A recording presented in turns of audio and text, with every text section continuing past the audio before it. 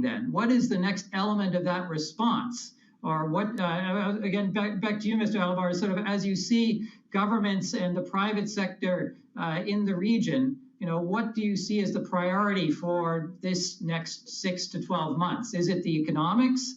Is it the health? Is it other technology and innovation? Is it all of that? I'm just, what do you see happening next? I think it's very simple. It's purely health, because it's the base of everything. I mean, health is fine, then, tourism is there, business activities are there. So what, for example, what the UAE have done is that even though they opened up the country, but they tripled down on testing. They have not stopped. In fact, instead of 50,000 a day for the size of our country, now we're about 150,000 testing a day. Still watching the environment, still everything's on standby. So I would say that doubling down on health and doubling down on containing the virus. What makes our shopping malls are doing well, relatively restaurants are doing well. I think some businesses are relatively doing well. Of course, some businesses are not doing well. I mean, the tourism industry and travel is suffering a lot.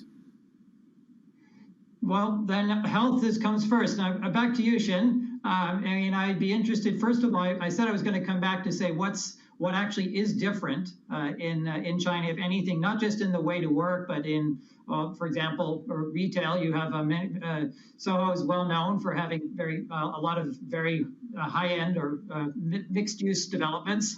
How have habits changed? And then, yes, what's happening next? And I want to remind the audience there's actually a poll question, which is essentially that question. So please do take a look and vote, and we'll come back to that. We'll hear what the audience thinks in a bit. But back to you, Shin. Just some thoughts on the future.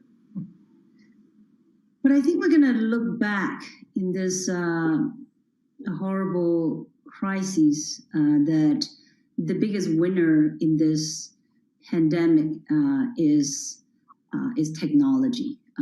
So we are seeing that technology, if things are already happening with a technological disruption, and it just, the COVID has made it even faster. For instance, retail. We already were seeing that retail are suffering, physical retail, because more and more people have moved online for shopping. And this pandemic has really speeded up the whole process, has made retail that much, decline that much faster. And even my, 83-year-old mother, who's now very used to doing shopping online. So that, I think, is just, we will see that after the COVID, as we're already seeing in China, that I think office, people will go back to work in the office. People will go back to live in the city, but people will shop very differently. So the retail scene is very different. We have to rethink about what do we do with all the retail space there. So many shopping malls are built, so many shopping streets are built, and with more and more people moved to online shopping, then what would happen to our retail space? That's a question for cities and developers who build a lot of retail. With all of that technology acceleration, what happens to the people? I'm just curious, do you see any change in densities in how people are moving around within your developments, and also to your own companies in terms of the real estate sector itself? Is this technology acceleration, is it going to change people?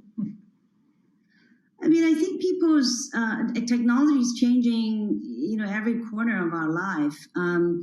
But generally speaking, I haven't really seen the fundamental change in people's living. Like, people still live more or less the same way and work more or less the same way. I see that, still move around the same way in the cities or between cities. But really the one area I see that obviously this is still the early stage of technology that will continue to develop.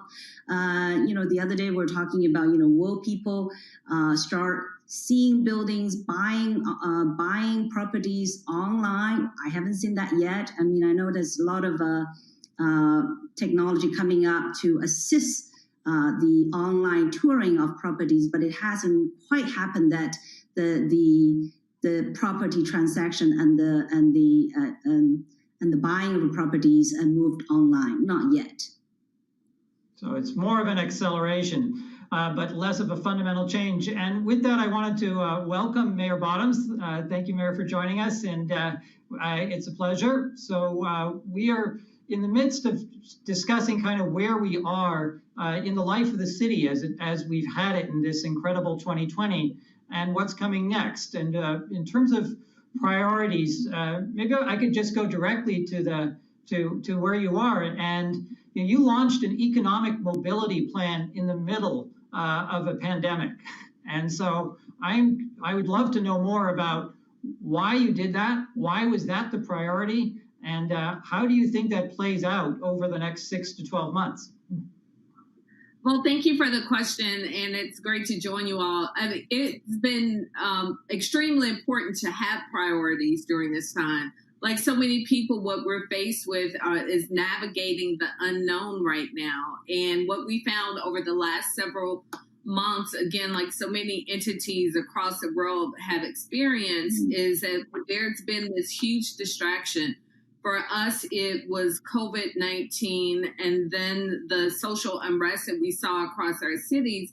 It made it more important than ever for us to focus in on what our priorities were, what were our goals. So we had been working on an economic mobility plan. We had been working on an affordable housing plan, but with the social protest and also with COVID-19, became important for the community to see that we were doing this work, not just behind the walls of City Hall, but for us to show and give tangible evidence that in the midst of all of the disruptions that we were experiencing with our day-to-day lives, that we were still focused on our goals. And in Atlanta, that is equity. And it also helped us to not only deal with what we are confronting in the present, but really to give us a roadmap as to how we will continue to address these issues going forward. Because what we know, even with the vaccine, with COVID-19, for example, there's still going to be, beyond the physical recovery for us, there's still going to be a huge economic recovery that's likely to linger for many years.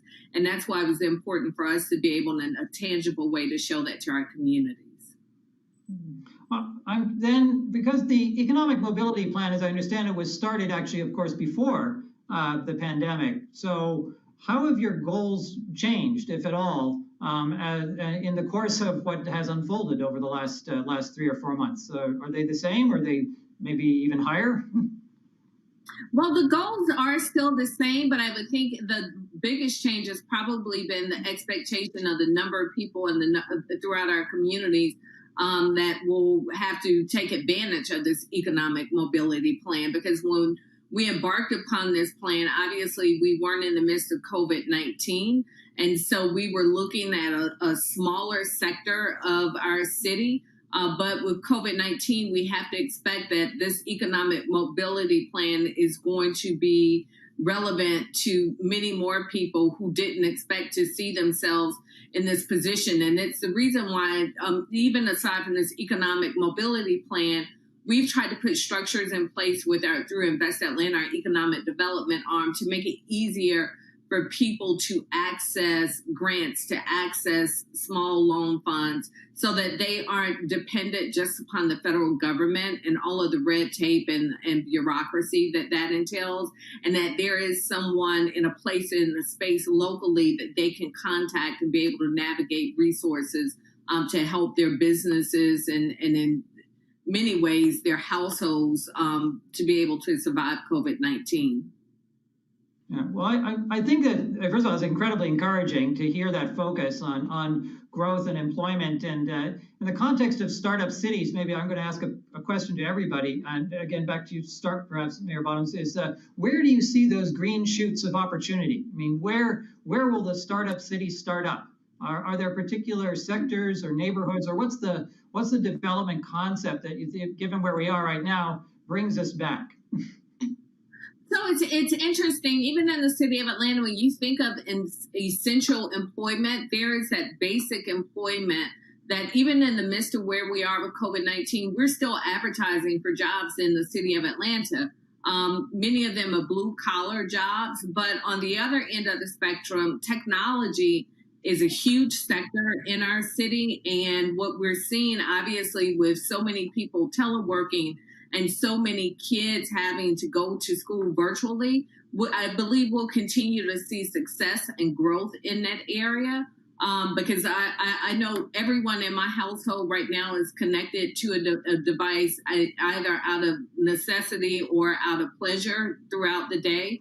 And with the Atlanta University Center, Georgia Tech, and so many other big institutions in Atlanta, we've had a great opportunity to be able to retain and attract people in the areas of technology, and we expect we'll continue to see that grow.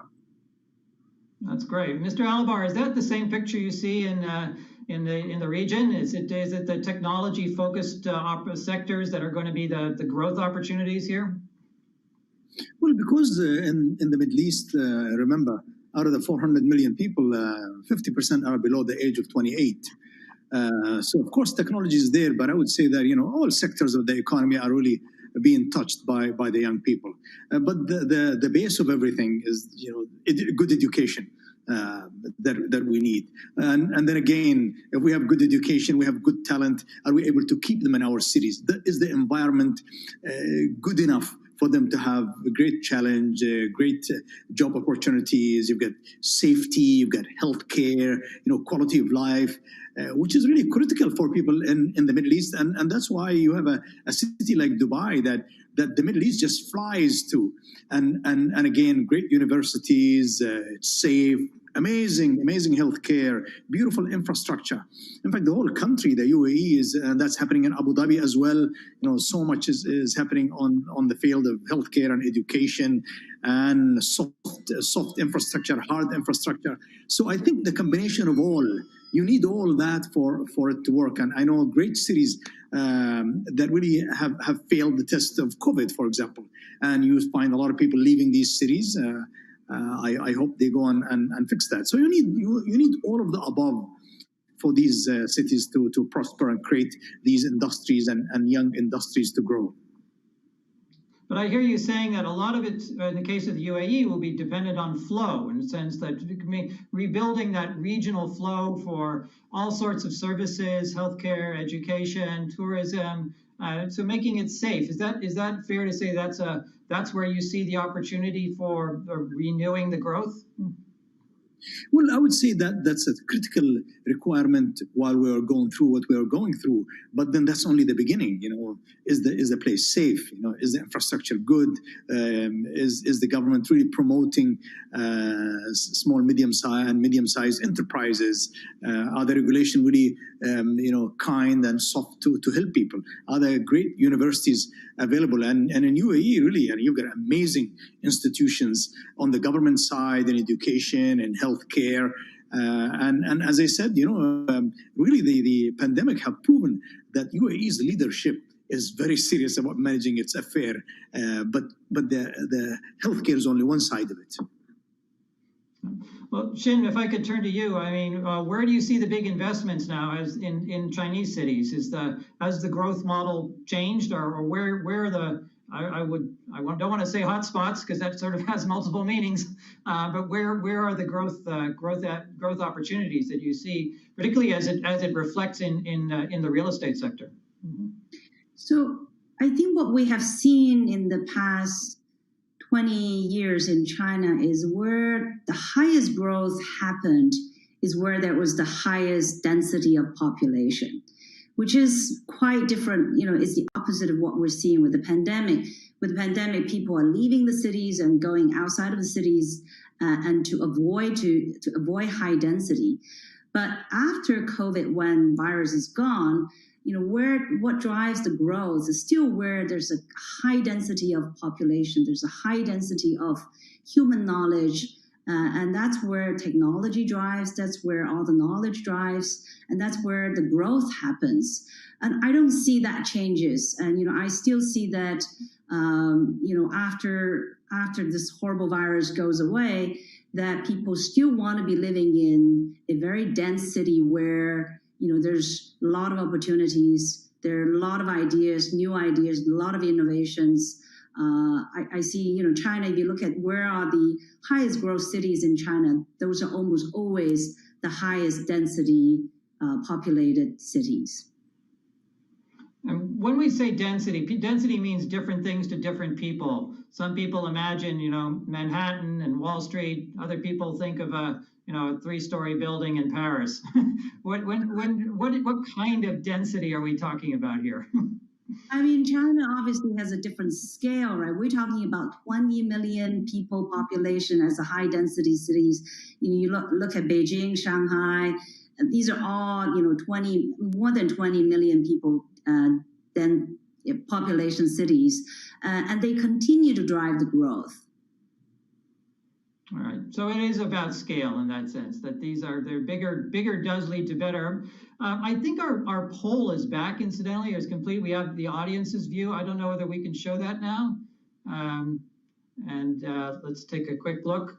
So, right, in terms of, so the question was, what should we invest in first? In other words, the next wave of growth. And I think, a bit of a consensus around infrastructure and job creation. So the infrastructure side is a bit interesting. Maybe we come back to that. Health right up there. So quite a split group, I have to say. Maybe I can come back to you, Mayor Bottoms. I mean, I think that we just heard this discussion about a little bit about scale and also about the importance of connectivity in the face of COVID. How does that play out for Atlanta? I mean, Atlanta is well known for being a fairly large region, so a lot of growth and many different transit authorities and so forth. How do you think about connecting Atlanta in the context of coming back from COVID? Well, obviously, something that's been at the top of our minds lately has been the digital connectivity. And what we've seen for as progressive of a city as Atlanta is, and it's a world-class city, COVID really has exposed a lot of those gaps, meaning we've seen many of our kids in many of our communities that don't have digital connectivity. They don't have Wi-Fi in the home. So thankfully, we've been able to partner with a number of our technology companies to make sure that people have that basic connectivity that so many of us take for granted. And then, transportation and infrastructure, always big conversations in Atlanta with Hartsfield-Jackson Atlanta International Airport, with our mass transit system. But it really has caused us to take a step back in both those areas as well. When you look at Atlanta's Hartsfield-Jackson International Airport, one of our largest job centers in the state, we know that our airline industry is not where we are accustomed to it being. So we've had to make a lot of economic adjustments in that area and giving relief to many of our small business owners and minority business owners there. And then even with our transportation planning and our infrastructure planning, where are the needs right now? So the silver lining, many of our infrastructure projects that were underway, we've been able to make a lot of progress in those areas because people aren't out and traffic is not as bad as it normally is. So it's allowed us to get ahead of the curve in many ways. But on the other side of that, we're having to rethink our bonding capacity and how do we go out to the bond market and make sure that we can pay our bills to be able to fund these infrastructure projects. So it's given us a lot of things to have to consider. The pros, we've tried to take advantage of them, but certainly being cognizant of the cons, and many of that's economic related. Well, Mayor Bottoms, you're on the panel with two world-class developers. So I guess I'm going to ask the question that in the line with this infrastructure initiative, what are some of your thoughts about how that translates into development, and by that also recognizing development for the whole city, and so not just the premium end, but to meet, for example, your affordable housing goals, to spur that technology sector growth. Does the COVID silver lining apply? Will that accelerated infrastructure delivery translate into additional transit-oriented developments, for example? So that's a great question, because what we don't know is what's going to happen to our real estate market. We have many of our largest job centers throughout Metro Atlanta that aren't open right now. I was eavesdropping on the conversation with my husband the other day with his team. He works with a large company that's headquartered here. It's going to be a couple of months before they go back into their building. So that's going to be the interesting part. But meanwhile, the housing piece remains. So affordable housing has been a challenge in Atlanta. We're not as burdened as many other major cities are, so we still have an opportunity to address our challenges. Our goal was $1 billion in investment, $500 million public funding, $500 million private funding, creating or preserving 26,000 affordable housing units by the year of 2026. We're already about 5,000 in. So that goal remains, and it won't go away, because no matter what our transit-oriented development calls for, there's still going to be a need for affordable and workforce housing in Atlanta. But I think certainly the opportunity to take advantage of that around many of our transit centers, we can accomplish both. That again is an inspiring note. Now, Mr. Alabar, do you see the same COVID silver lining? I know you are also, as you mentioned, the chair of an e-commerce group, and I just saw that you've introduced autonomous vehicles into UA in the autonomity. I can't pronounce it, but do you see the same opportunity? Well, let me go back to social housing, because this is something that's close to my heart, and because I come from social housing. And I think Leeds is trying to do its bit, but that's a subject that I really spend a lot of time on. And in Egypt, we have really an amazing example where the market allows us that for every home we sell, we build one social house. And I guess, we're not going to solve the whole problem, but I really think that we can help 2,000 families a year.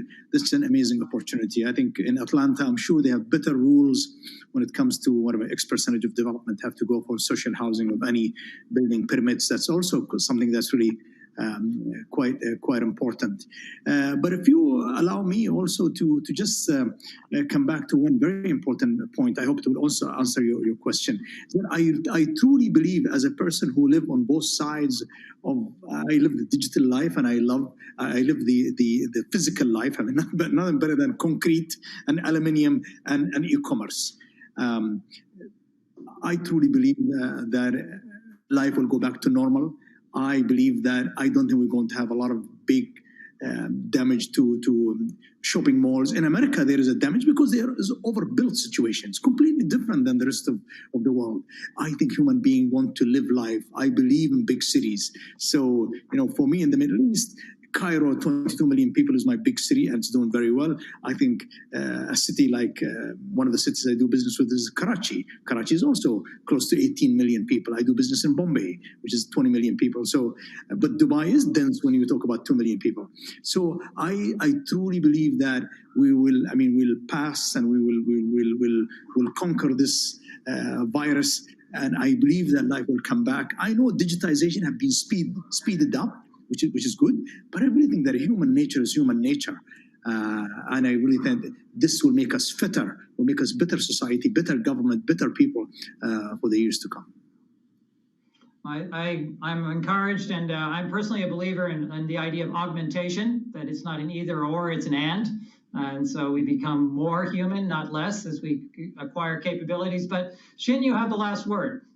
Is there a COVID silver lining for you? Well, I really think that COVID has showed us what technology can do in a very positive way. That before COVID, we did not know that we can actually work so effectively on Zoom. We did not know that we can actually have a global conference on digital. And this is all something that technology has showed us what it can do. But I think in the end of the day, after COVID, we humans still crave to be with other humans. New ideas and new concepts can only come not when we're alone, when we're together. So I think that the after COVID world would still be, we are, we're we're in person, we're meeting a lot, we're still going to go back to having in-person conferences, so we're still going to go back to office, we're still going to go back to live in the city, and that I don't think has changed. Well, I mean, and as a good friend of mine says, the technology makes us more human, because the technology helps us to achieve that more human interface in spite of all of these challenges. So I want to thank all of you. I think it's a great panel. I hope that everybody keeps in touch, because I actually feel there's a lot of benefit from this conversation. So thank you all, and thank you to Bloomberg. Please, thank you so much. Thank you. All right, Jonathan, thank you so much. Technology and people are really learning still how to live together. All right, next up we have a Global Voices video on cities featuring, among other figures, Bogota's bicycle mayor.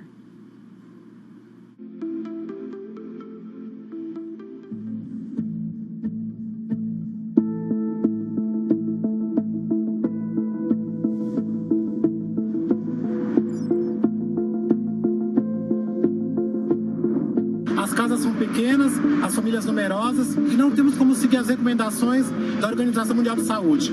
É como se vivêssemos dois Brasis. Um Brasil que pode ter acesso a home office, máscara e álcool gel, e outro Brasil que passa fome, que vive em cima do córrego e que falta água.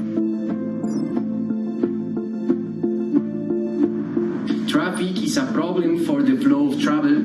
Public transport systems seem to be overwhelmed by high demand. The environment is heavily impacted by pollution, and there are health problems related to sedentary lifestyle and respiratory diseases that today are the major cause of death in Bogota. In this scenario, promoting the use of the bicycle becomes a powerful tool to facilitate the flow of mobility, improve public transport congestion, reduce the emission of polluting particles, and thus, together with the physical activity that cycling involves, improve the citizens' health. The pandemic has also given us a deeper insight on how more vulnerable these communities are during these difficult times. Their only means of survival is taken away because of the restrictions on movements. In fact, many of them have said to us that they are more afraid of starvation and being evicted than of the virus itself.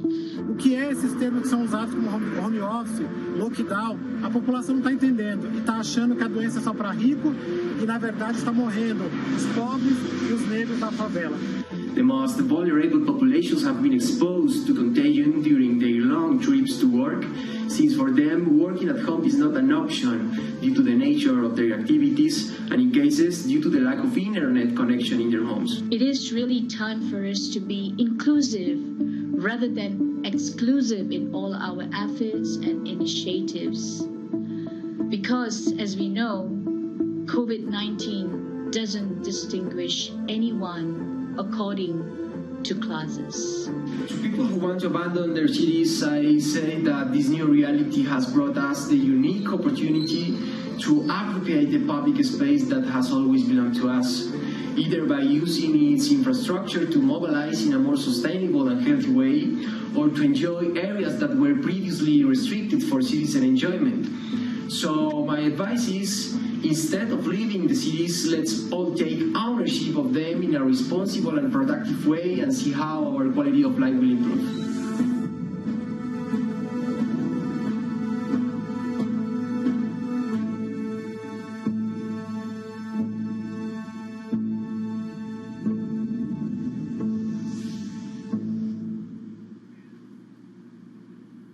Our next panel looks at how the changing global order will impact financial markets and the investment world. Our speakers are Ana Botín, Executive Chairman, Banco Santander; Ray Dalio, Co-Chairman and Co-Chief Investment Officer at Bridgewater Associates; and Ann Richards, Chief Executive Officer, Fidelity International.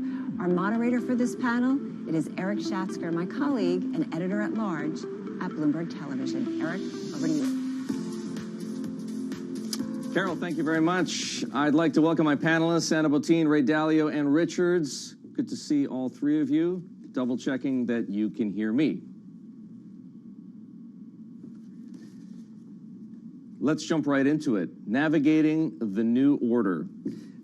As we all know, news of major progress on vaccine development has lifted our hopes, and it's certainly lifted financial markets, but we all know that the experience of the coronavirus will be hard to shake. Panelists, what do you see as the most lasting effects of the pandemic for years to come?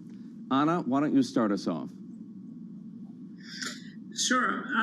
So I think we've all learned a lot on a personal basis, also in our professional lives. And I think this is going to really, result in permanent consumer and companies' behavior. How exactly that's going to happen is not easy to predict right now.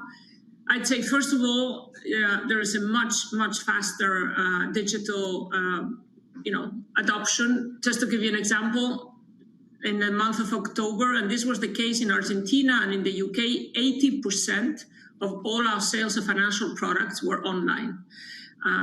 The average for the group was 50%. So I think this is clearly one of the more important acceleration trends. And this is going to result in big changes across many industries, of course.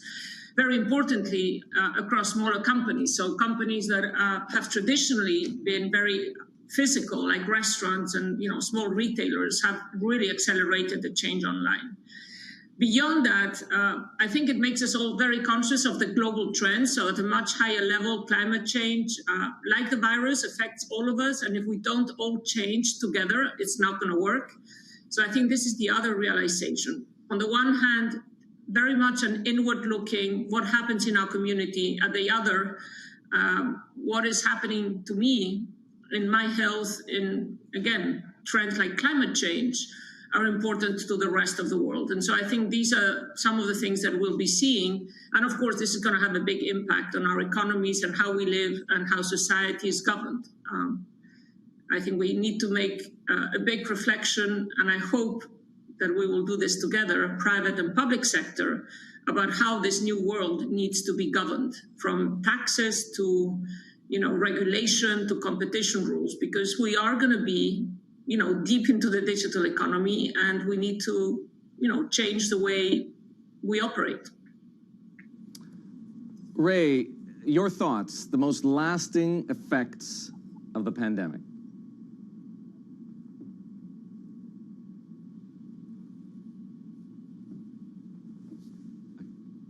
I can't hear Ray.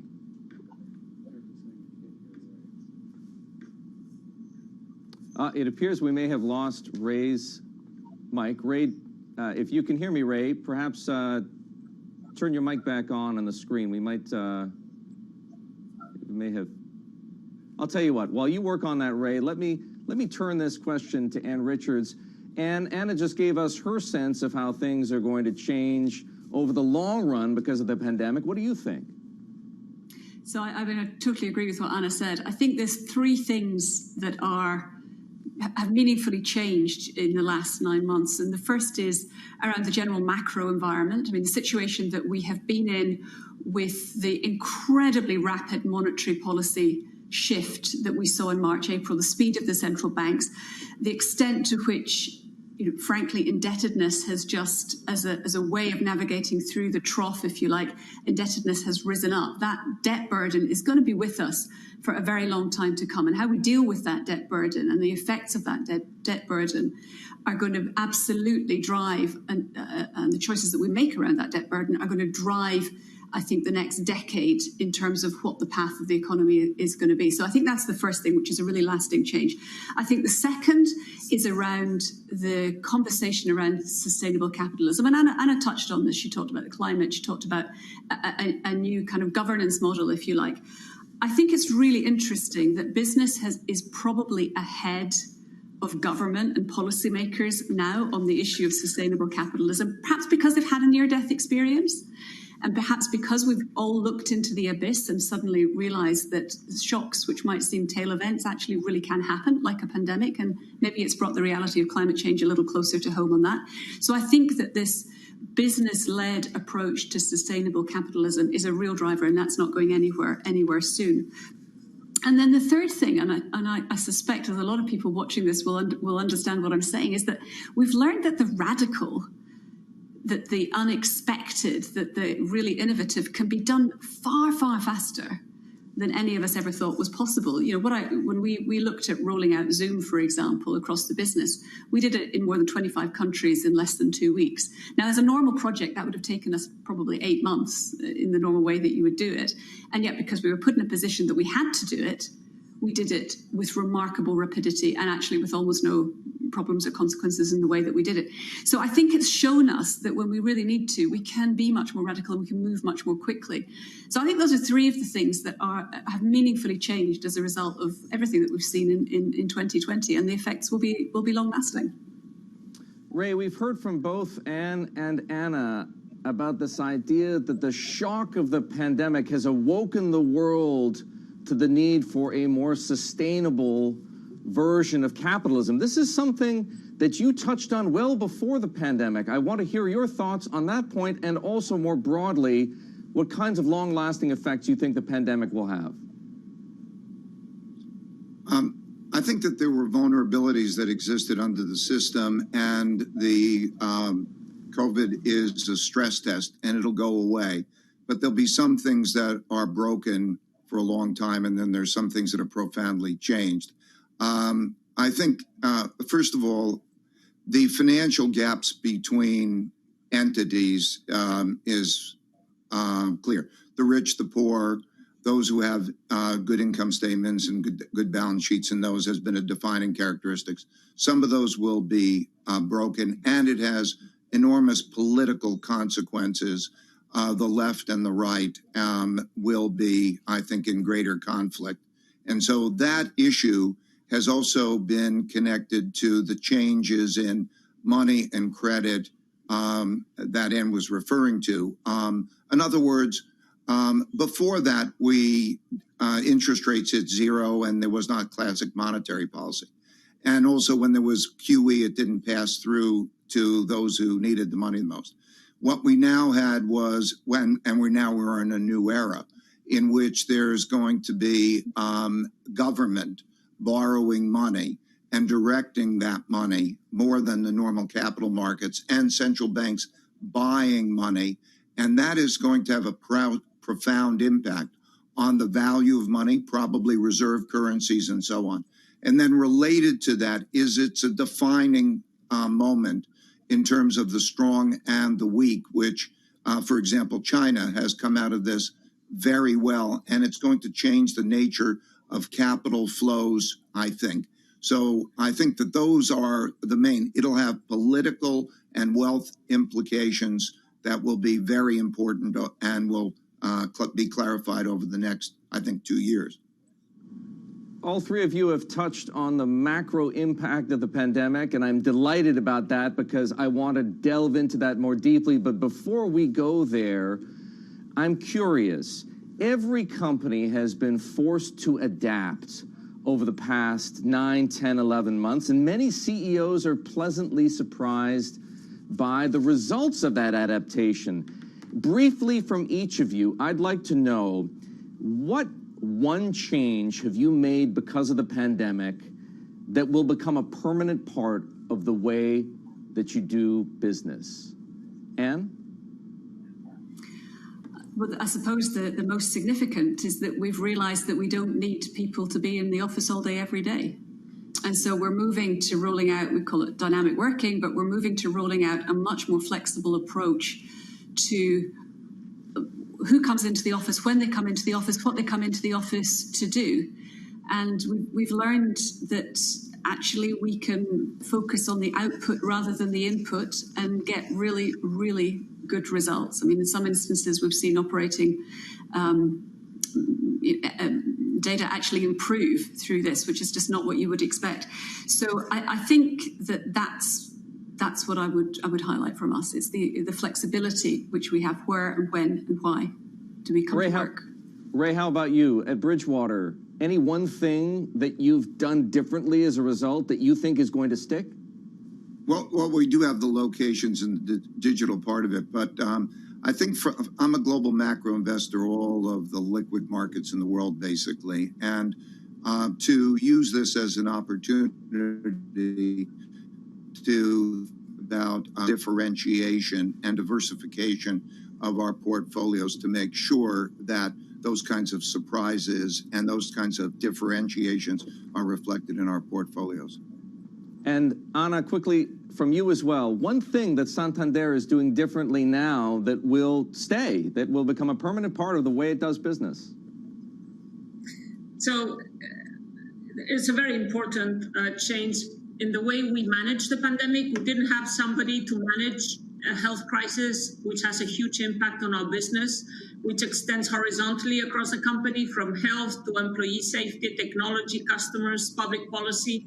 So we organized in a different way. I appointed a business leader to be the head of COVID. He still is. He's the head of our wealth management division. And he created a very specialized group across the whole world. And I think this is a huge lesson and something we're going to repeat and do again. We don't need to be just organized the same way all the time. We can have a much more flexible, way of getting things done, much more effective. And this, I'm sure for many companies that are startups and smaller, is maybe what they do already. For us, it's been an eye-opener that we can manage the business in a different way and do it very effectively. Within 15 days, we had 130,000 people from Brazil to Poland to the US working from home. We were able to help communities to source health materials, and all of that with a very different organization from what is usual for us. So this is very important for us as a company. The title of our panel posits, not unreasonably, I would say, that we've entered a new world order.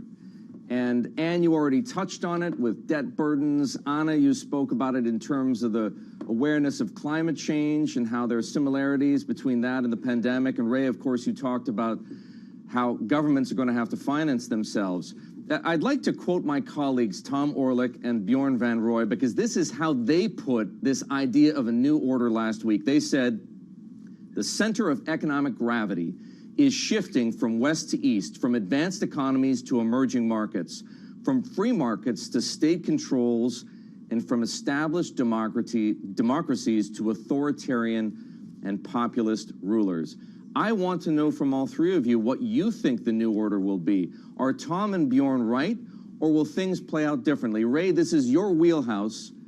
As you look out into the next 5 years, maybe beyond that, give me your macro framework. I think that this is a good summary. I think when I look at history, I've studied the rise and decline of reserve currencies over the last 500 years. And this is a moment of a change in the world order, very similar to that which happened prior to World War I, prior to World War II. An analogous period. There's large wealth gaps and income gaps and opportunity gaps that exist. There's no time that has been this large since the 1930s. At the same time, monetary and policy and debt policies in which when you have a zero interest rate, there needs to be the expansion of debt and that monetization of debt. That last time that happened like this to this grade was 1930 to 45 period. And the rising power of China, challenging an existing power in its competitions. The last time that existed was in the 1930s to 45 period. There are struggles, fights over wealth and political power within countries and then between countries. That confrontation, that issue about how to deal with that whether it's in a peaceful way or in a confrontational way, within countries, like our political divide and our social divide that exists in the United States and in many countries, or between countries, such as the conflicts that exist between the United States world order and the Chinese rise, in which there's conflicts. There's a trade war, a technology war, a geopolitical war, and even a capital war now, and then there's military conflict. We, I believe, are coming into a more challenging environment because of the nature of how this happens over and over again through history in these cycles. So I believe that your summary at the beginning was apt. And do you share Ray's view growing divide, more confrontation, a more challenging environment? Do you see things differently? So look, I think that is a completely credible path and a completely credible set of, it is one route that we unquestionably could go down. But I think it's also worth focusing on where are the points of shared interest, where are the points of commonality. You know, China in itself has more than 1 billion people with 1 billion different views of what their future should look like, just like America, just like Europe. Everybody has their own view of where they expect to share and what share they feel they ought to get in a size of the pie. But if we can increase the size of the pie, it is better for everybody. So I think it is more constructive, and this is where I hope that we will get to focus on where there are common interests and get back to a more multilateral approach to trying to solve those interests. And you know, climate change is dealing with the climate, dealing with the environment. That's an absolutely classic place where actually humanity has shared interests, regardless of which side of the Pacific or which side of the Atlantic you're on. And yet we lost a little bit of that shared goal. So I think the opportunity for us now is to focus on where there is a common ground, where there is a common interest. But will be all too easy for us to slip into the scenario that Ray outlined, which is to focus on the differences. And I think that would be a really regressive step. I want to so agree with Anne and say that I think that this is a defining moment of how we're going to be with each other, internally within countries and externally. But we're still going to have to face the problems of how do you create money and credit and how do you get it into the hands of those people who need it most. So I think that the summary is completely right, and I hope that we follow that better direction. So Anna, your thoughts on this idea of a macro framework as you look out into the future and you're making decisions about how to run your company, what are you anticipating? So, I mean, Ray and Anne have, I think, said it all, and I agree with everything. I think the key is how do we manage the distributional impact of this crisis? I think that is the key, and it's true for regions, countries, sectors, and people. Because other than that, the structural trends we're seeing are the same as pre-pandemic. They're just accelerating and have accelerated at an exponential pace. So how do we deal with those most affected by the pandemic? Because this is really going to make things worse than they were before, the differences that have been alluded to. Monetary policy obviously benefits those that already have financial assets. So I go back to, we do need, I call it a new social contract. What is the new governance of governments and the world? And the key here is that we put fairness and a focus on adaptation and social resilience at the heart, because the economic terms have to be based on fair competition, fair taxation, and distribution efficiency. We need to really together build a more inclusive and sustainable recovery, the building back better idea that has been said many times. And I really believe we need to get public and private sector together. I mean, governments have done the best they could, but in most cases, they were not ready. They didn't have the governance, the leadership to actually deal with this in the same way we did. We've heard from Anne and other companies. We put together teams in 2 weeks. We had leadership where we didn't have it before. We had a plan, we executed. So as we think about the new world, and it is a new world that we are already in, working together, private and public sector is key. Otherwise, we're going to go in down a very bumpy road. And I think there is a real risk of that happening because the digital economy is a very different world from what we had before, and it's accelerated. So again, putting fairness, social resilience at the heart, collaboration, to me, those are the key concepts as we build this new world. Let me stay with you, Anna, because I'd like to understand a bit more about how you adapt to that environment that you and Ray and Anne have articulated. Santander has a big footprint, a big geographic footprint. If my colleagues Tom and Bjorn are right, and there's a pivot from developed markets to emerging markets, is that something that you chase?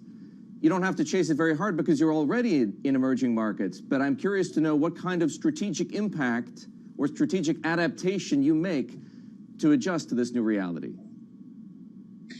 So look, I'm actually just back from my first trip since February to the United States. I was in Boston, New York, and I was in Brazil and Sao Paulo. Santander today, 40% of our earnings come from Latin America, with only 13% of our loans. There's a huge potential for growth in the areas of emerging markets that we know well, and we have great talent. So we are going to adapt our strategy, and we announced this a few months ago. We are working along 3 lines. One is what we call the One Santander. We need to become much more efficient, especially in Europe. We need to manage as one entity, not 4 or 5 or 10 different countries. The second is around payments. We're building, again, we've been doing this for 4 or 5 years, but we're going to bring it all together. We just announced the acquisition of the Wirecard assets in Germany this morning or last night. We're going to build around GetNet, a Brazilian company, which is one of the leaders in payments. And we're going to build around Open Bank, which is a fully native digital bank, and our consumer business in Europe. So what we're going to do is what our consumers, our customers are asking. They want to deal with us more online. I said it before, 50% across the group of all the products we sell in the month of October was sold online. So we need to rethink how we service consumers and how we also organize ourselves, taking the lessons we've learned during the pandemic. And this is true for all companies in all sectors. And how about you, adapting to the new world order? Other companies in your industry have chosen to go down the consolidation route. And that may not be exclusively because of the pandemic. There are all kinds of other factors, let's say, or variables involved in that equation. But is that how you adapt, or do you adapt differently? I mean, we've been a company, I mean, we've made acquisitions from time to time, but our growth has largely been organic, and I doubt very much that will change. We see bolt-ons that we can bring into the business, but for us, the core of our investment proposition has very much been driven off of our own research base, and I think that is going to continue to be the case. I mean, we've actually had, in terms of flows and in terms of business performance, we've had a great year this year, which is not where we necessarily expected to be back in March. So we see that there is consolidation going around about us, consolidation in the asset management industry. You know, it's tough to get right. You can get it right, but it more go wrong than go right. So I think we prefer to stay on our own with our own strategy and build that out organically and with patience, which is what we've always done. But we are lucky in that we have a very broad international footprint. We are present in, as I said, more than 25 countries around the world. So for us, the imperative and the need to fill in some of the gaps is maybe less strong than others in the industry, and we're happy to continue on our organic route. Anna, same question to you. There's more consolidation in banking than we've seen in some time. What's driving it? Will it continue? Will Santander participate? Is that part of your adaptation strategy? So we're much more likely to continue buying technology platforms or add-on acquisitions. We did Ebury, a fintech in London last year. Actually, we closed this year. Wirecard, we're investing in startups in Brazil across our footprint. We serve today 145 million customers worldwide, more than any bank in the Western Hemisphere. So this has huge potential for very significant organic value creation. And our vision is to be the best open financial services platform on the market. And what we want to make sure is that the structural changes that we have made, I described before, which is the One Santander, the global digital bank, and our payments platform, will help us drive greater and profitable, sustainable growth. So no, we're not about to participate in any, let's say, traditional bank consolidation. We don't believe that is the right thing for us at the moment. Now, Ray, you touched on this idea of adaptation before. You talked about the need to diversify. You were speaking about the investments, I presume, that Bridgewater is making. Could you give us a little more on that idea? How does Bridgewater adapt to the new world order that you've been thinking about for a long time, I should add? Anybody who is familiar with your writing and your speaking knows that. So I presume that some of the things that you're doing have been in the works for a little while, but nevertheless, here we are. In November 2020, and it's a different place than we were 11 months ago. answer your question, there's a business answer to the question, how do we operate business-wise and also portfolio? I'd like to emphasize the portfolio because I think that's probably most relevant to other people. There's a period of, I think, great uncertainty and great risk. And so I think there are three words: diversification, liquidity, and then differentiation. We want to make sure that our investors are not just concentrated in some of the traditional markets. So diversification of how to do that well can reduce risk without reducing opportunity. And that means currency diversification, including the reserve currencies, how much exposure is to the reserve currencies, but it means currency diversification, asset class diversification, country diversification, and that should be the starting point of portfolios.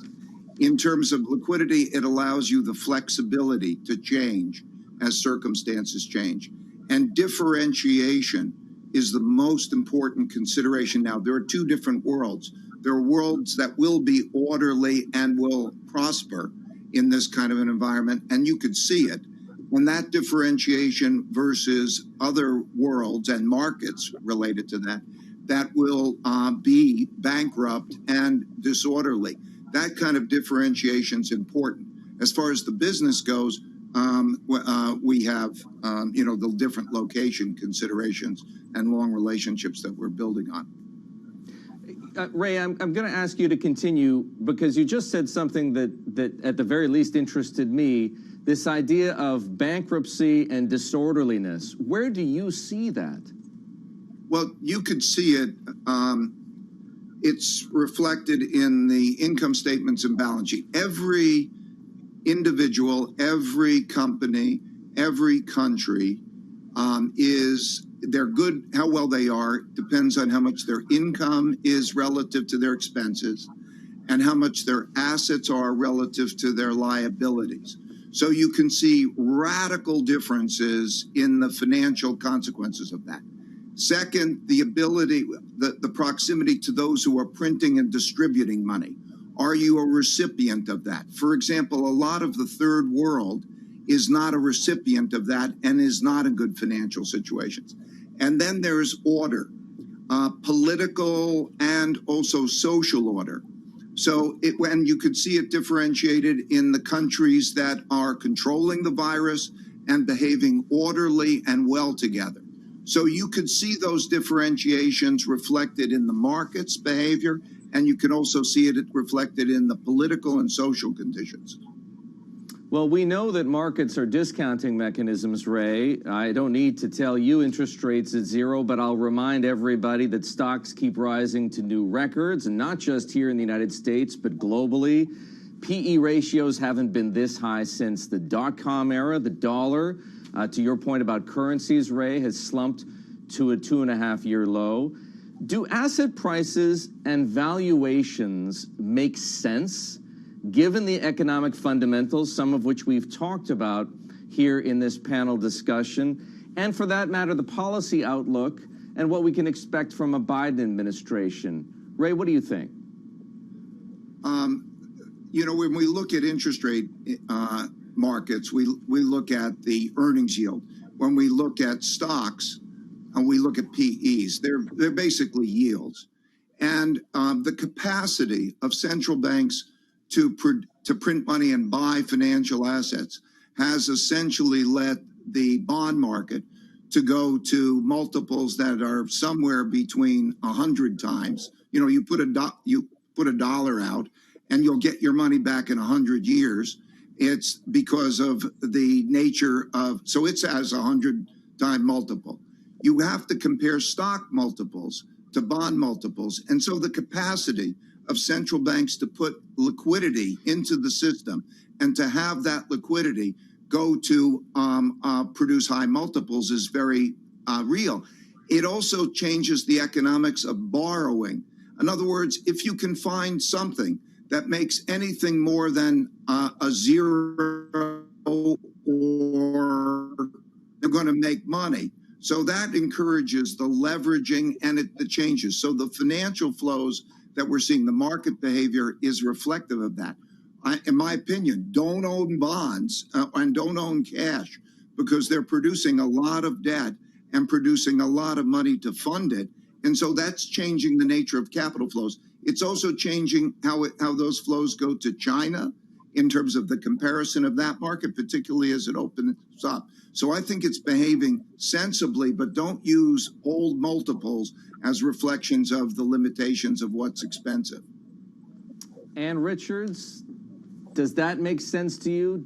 Throw out the old orthodoxy. The fact that we have zero interest rates is changing the way that you need to think about multiples and valuations on assets?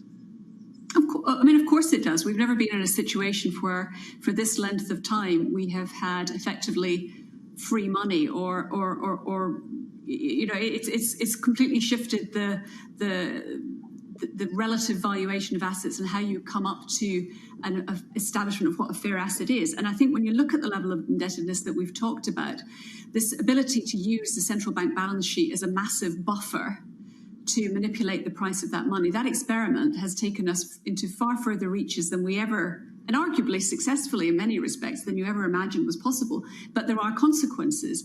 The gaps that Ray mentioned earlier about, you know, the fairness gaps. And by the way, I would add one that he didn't mention, which is it's been very easy for large companies to re-equitize themselves. It's been much tougher for small companies to do the same thing. They have been left with proportionately higher levels of indebtedness. And I think that is a potential problem for the recovery, which we need to address.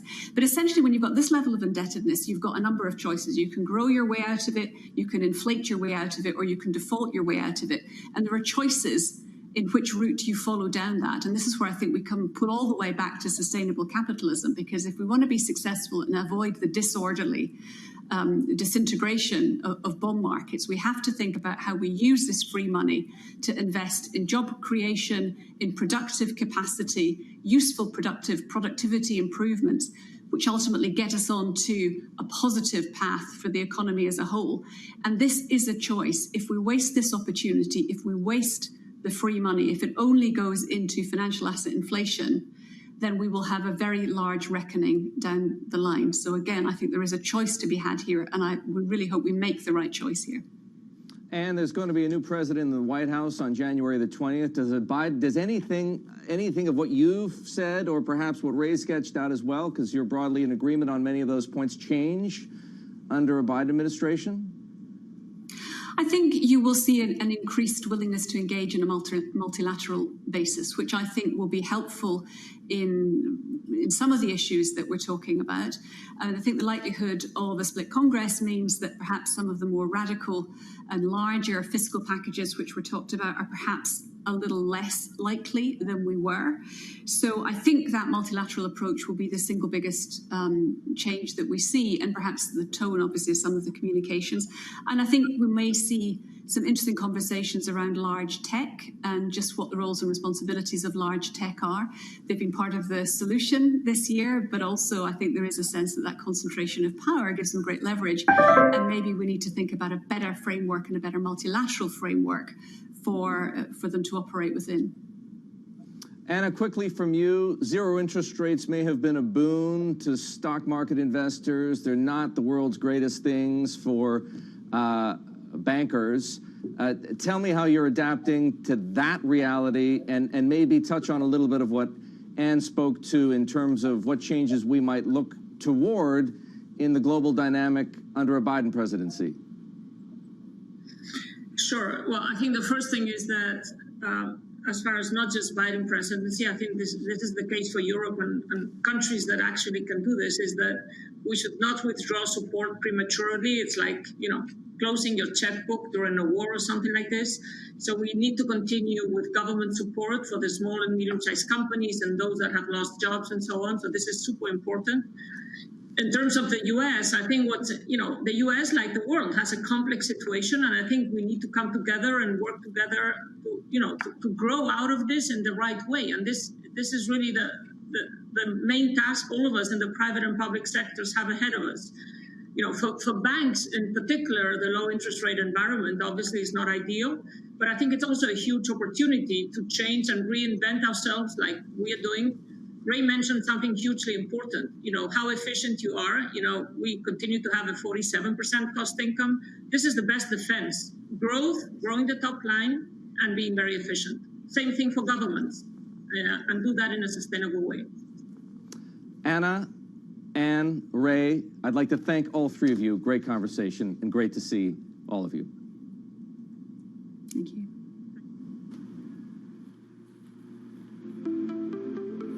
All right, Eric, thank you so much. And next up is a conversation with Christine Lagarde, President of the European Central Bank, moderated by Francine Lacqua, anchor of Bloomberg Television.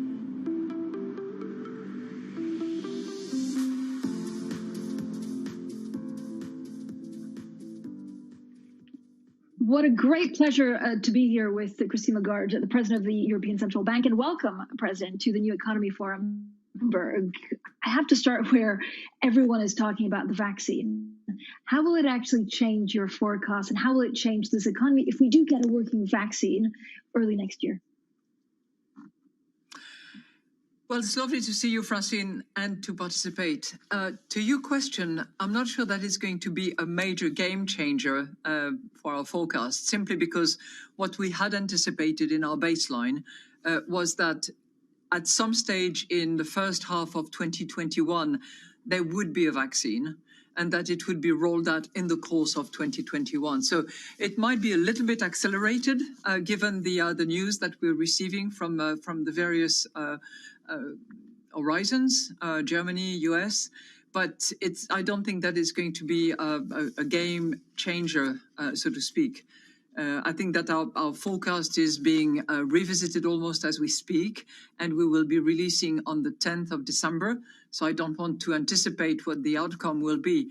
But, we've seen, before we had this great news about vaccines, we had some pretty negative news concerning the second wave that really came about, certainly earlier than anything we had anticipated.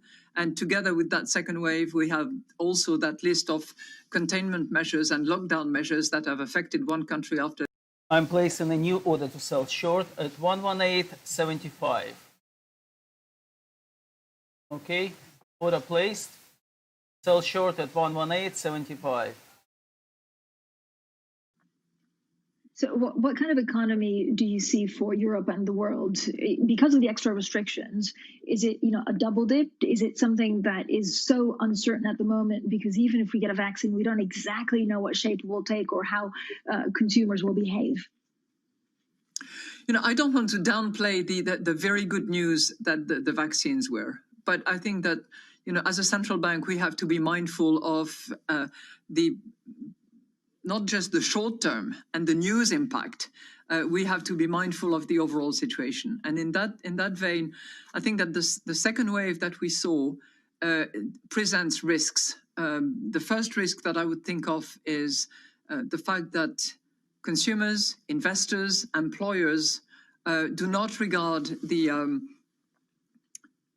pandemic as a one-off, this V-shape that we all aspired to, but as something that will recur over the course of time, and as a result would lead them to completely change their behavior. In other words, how about if they start saving again for precautionary purposes? How about if they continue to freeze and hold their investment plans because of the uncertainty generated by this situation? And the second risk that I see is the potential real/financial spillover, which we have managed to avoid so far. So in other words, short position open on euro at 118.75. Economy, and we need to really stay clear of that because that would be an aggravating factor. What surprised you the most in the economy in Europe, but also worldwide, given the pandemic? Is it wages? Is it productivity? Is it how quickly people actually started working again when some of these lockdowns were lifted? What surprised me most from this part of the world where I have relocated is, how in the face of this massive exogenous symmetric shock, all European players, upped their game. And I think that we were first out of the gate, putting together a very large package in the first half of March. And we were soon followed by the European Commission, the decision to apply the escape clause, the decision to remove the state aid restrictions, the decision then to put on the table a massive package that was agreed in July. That surprised me because I had gone through a lot of procrastination and laborious process back 10 years ago. And the speed at which we moved certainly surprised me. And that was a strong encouragement in working together, which we did. President Lagarde, you've been pretty blunt about using asset purchases, but also long-term loans. And this would be to provide stimulus in December. Which is your preferred tool? Back in March, we decided to actually use two key tools. One that was specially designed for the exceptional circumstances that started hitting us, and that was the pandemic emergency purchase program. And the second one, which was not as innovative because there had been longer-term refinancing operations, but certainly we changed the terms. We focused particularly on making sure that the credit channels would stay open and would continue to flow credit to the economy. So we had those two tools that were intended, first of all, to make sure that we would stabilize financing and that we would make sure that credit was stable. And the second, which was really intended to put liquidity and to make sure that it was largely available for the entrepreneurs, for the households, and that would sustain the economy despite the heavy shock. So those were the key tools, added with relaxation on the collateral front in order to have an enlarged pool of collateral to draw from. Those tools were extremely helpful and came on the back of an existing situation, which all you listeners, I'm sure, know better. Now, clearly, going forward, as we have indicated after the last Monetary Policy Governing Council, we will be prepared to recalibrate in order to face the situation and the second wave. And I have indicated last week that just as PEP and TLTROs, which are the two tools that I have just described, had been efficient in mid-March and then later on in June when we recalibrated PEP and increased its volume and extended its maturity, that those tools would be certainly regarded as essential, but that everything would be debated and this recalibration and this dynamic recalibration would be discussed in the Governing Council. So, President, given what you just said and also your speeches in the past, because the duration of the support is so important, does it, mean, is it your way of signaling basically that there could be stimulus extended for longer than the market currently expects? Faustin, I think what is really important is that we make sure that the financing conditions are stable, are conducive to economic recovery as it comes, and that economic operators not only know that the level of financing is going to be there, but that it will be available for a period of time that will last long enough to actually cover the period during which the pandemic and the various waves will affect the economy. And as we are likely to foresee that second wave affecting the economy well into 2021, we will be looking at all these options, which have to do with levels, which have to do with duration, and which will take into account the specific benefits of the tools that we have and that we have used to good effect under the exceptional circumstances that we faced in March and that we are still facing today. Last week, you gave a pretty powerful speech about coordination between monetary policy and fiscal policy. How confident are you that the message was received and actually a lot more can be done? I think what has really been extraordinary during that crisis since March is how fiscal actually operated fast and big and focused. And I think what is remarkable is that the first package of 540 billions was rapidly agreed and has already been rolled out. And I'm here referring to the SURE pillar of that first set of supports that were agreed by the European Council, and how this additional one, the Next Generation EU, which combines, clearly the MFF for a period of years, and then the Recovery and Resilience Fund that will also be effective for a period of time, how that actually was combined together with the monetary support that our monetary policy provided. And it's not a question of, one leading over the other or who was first off the gate, but it's a question of, how we were capable of supporting on the monetary front and how fiscal was able to give a very strong message. And the joint borrowing is a clear, strong message that Europe is together on that. And that the fiscal arm can actually operate in a much more targeted and much more efficient way in that regard, given that the recovery was anything but solid, consistent, and even. It was uneven, it was fragmented, it was incomplete. And the fiscal arm in that regard is clearly operating to better effect than the monetary arm, which has to be around and supportive, though.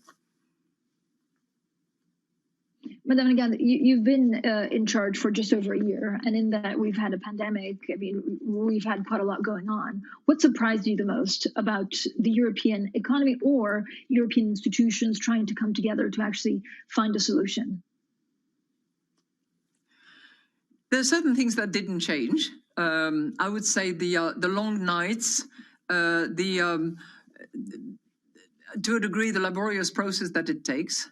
But what surprised me was, nonetheless, the efficiency that was developed amongst 27 member states with 27 sovereignty, and this sort of understanding that we had to face the situation all together.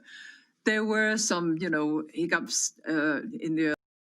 I'm placing a stop on profit at 118.73.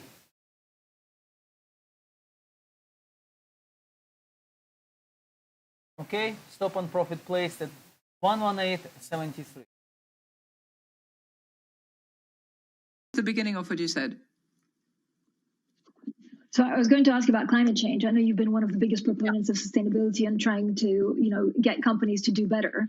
But does disclosure have to be mandatory if we're going to see real change? This is a personal position, not the ECB, but I think disclosure should indeed be mandatory. And I'm very, very pleased to see how progress is being made in terms of reporting requirements, in terms of harmonization of principles, the way in which the IFRS is coming on board, the way in which the accounting firms are moving along, and the NGFS, which is this network for the greening of finance, which is a club of central banks in many ways, is also largely involved in that respect. And I'm really pleased that the chair of that network is actually going to join the executive board of the ECB as early as January 1st. So it will certainly reinforce, our capacity to analyze and to mobilize us to see where, with our objective of price stability, we can actually include the climate change imperatives in both how we measure price and inflation, how we define the room that we have, depending on where the natural interest rate is moving as a result of climate change, and how we can better analyze the situation as a result of the climate change impact. Do you think that climate change, yeah, but actually it's being done at quite a rapid pace. Is this the good thing that comes out of the COVID pandemic, that actually a lot more has been done on green sustainability? I think in many ways the COVID-19 has accelerated trends that were there, that were latent or that were slow moving. And certainly the momentum about climate change, the impact it has, the imperative to participate in whichever capacity and within the remit of our respective mandates, that has been accelerated. I have no doubt about it. And in a way, that's a blessing in disguise. Do you think that the mandate for central banks to only focus on inflation is now too narrow, given everything that's happening around us? Well, our mandate here at the ECB is not inflation, it's price stability. And I think that we have to be smart about the components that go into price stability and how we define inflation, how we analyze the situation, how we determine the room that we have to maneuver. So all of that requires that we have a larger horizon that's simply looking at harmonized index consumer prices.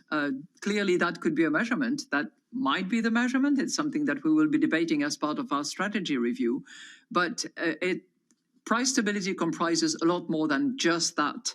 And I hope we can explore all that as part of our strategy review in the weeks to come. What's your central expectation for 2021? Are things going to get better? For maybe multilateralism is back, maybe U.S.-China, the relations get a little bit better, or is there a danger of a second wave getting bigger, a third wave? It seems that it's very binary at the moment. How do you view the world? If I would suspect that we will have a little less uncertainty than what we had in 2020. I would hope that progress, technology, biotechnologies, discoveries are going to help going forward. But I still believe that 2021 is going to be a difficult, certainly first half of the year, and that we will not have caught up with where we were pre-pandemic before the end of the year. Christine Lagarde, thank you so much for joining us today. That was, of course, the president of the European Central Bank. Thank you. All right, Francine, thank you so much. And I think one of the key takeaways of that conversation, all right, Francine, thank you so much. And I think one of the key takeaways at the beginning of that conversation, something Christine Lagarde said about how we've been able to avoid a financial spillover, and it's something that we need to make sure we continue to do so. All right, we're going to switch gears for a moment. We've actually got our second moment of culture, and it features the Dance Theater of Harlem.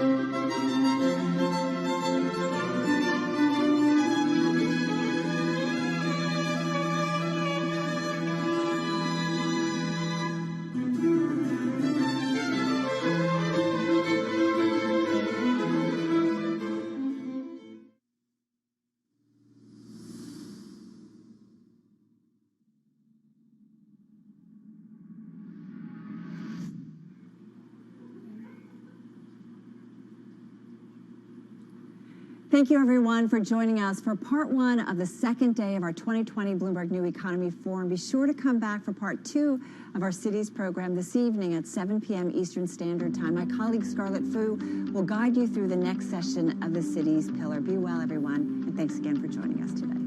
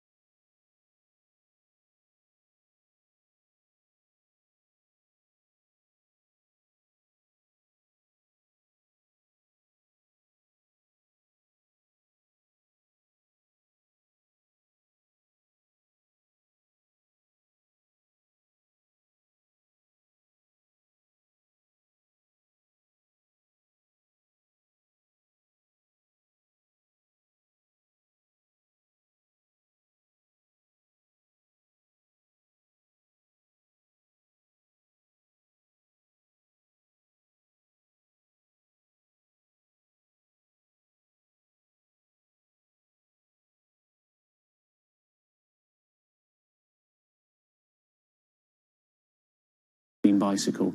And it may be an evolving idea you've had in your head. And we've worked with a lot of people that have come to us with sketches and scrapbooks. It's really, really nice to build something that's just one-off and unique. I think a lot of people see a bicycle as two wheels and a frame in the middle. There are a lot of subtle changes and nuances in design which can change the riding characteristics quite dramatically. I'm a really big fan of modernist architecture, and the simplicity of a modernist building is really hard to achieve. And with some of our bikes, they may look very simple, but I think people should not underestimate the time and effort that goes into designing a product. Tubing is key to a bike's feel and ride.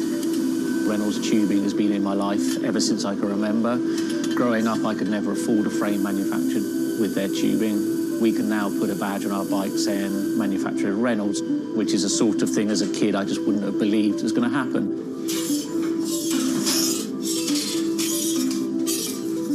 Every part of the bike has a specific tube. It's not universal. The first thing we do is get the tubes out, check they're correct, check the wall thicknesses, sand the edges, make sure it's all really clean, because if it's not clean, the tubes won't join together correctly. We build in steel because I still believe it's one of the best materials to use. It's been used in bikes since the late 1800s, and they're still using it now for a very good reason. It's the flexibility that we can replace the tube, repaint the bike, and you wouldn't know it's damaged. I just like working with it. It's very sculptural. This isn't sort of aerospace precision engineering. It's a steel rule and a marker. So when we're cutting the tubes, it's within a mil or two. But what we're trying to do is take the best from bicycle building in the past and add a little bit of modern flair to it.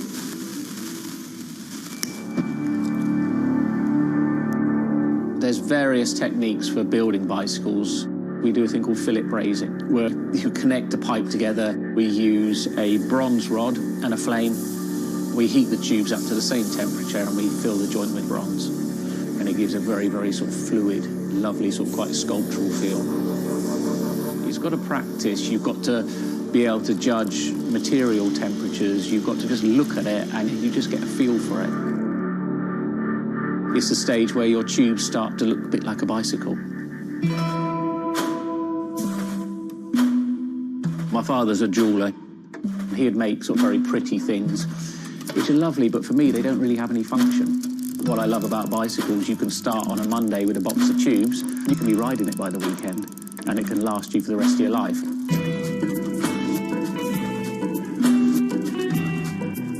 Outside of the frame and forks, the other most important part is the wheels and tyres. When you build the wheels, you have to lace them, so there's little holes going all the way around the rim. You poke the spoke through. We do build all our wheels by hand here because a machine can't get 30 years worth of wheel building experience. Colour is very, very personal. With any of our bikes, you can have them painted whatever colour you want. We've matched one to the teapot, so we can get that scanned and we can match that, or someone's favourite item of clothing. I like to let the bike sit for 4 or 5 days minimum, just so the paint can have time to cure a little bit, and then we assemble it. We get out all the new components, and it's a case of putting them together. Some bikes you can assemble in 3 hours, some will take 3 days. And we've built bikes that cost in the £10,000 plus mark. Some people, they're saving up and this is their bike and they're going to own it for the rest of their lives. So we just want to make sure they get the right thing.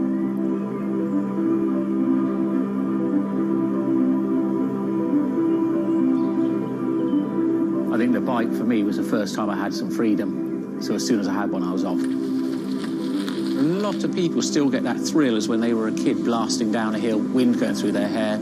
It's fun. Everyone has their favourite jacket or something that just makes them feel good. If you've got a bike that fits well, you actually feel part of it. Building bicycles as a creative outlet is fantastic. It's not something you do because you're going to get a big paycheck at the end of the day. You do it something you have a passion for it.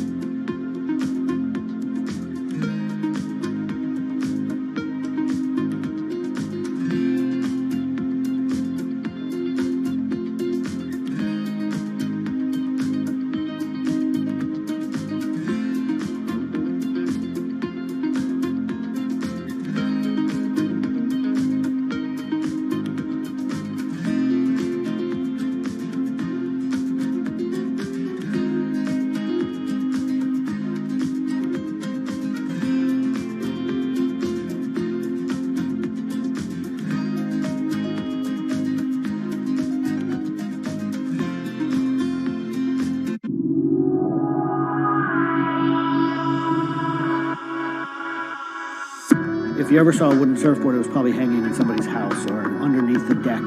But kind of in the last 10 or 15 years, wood has made a big comeback.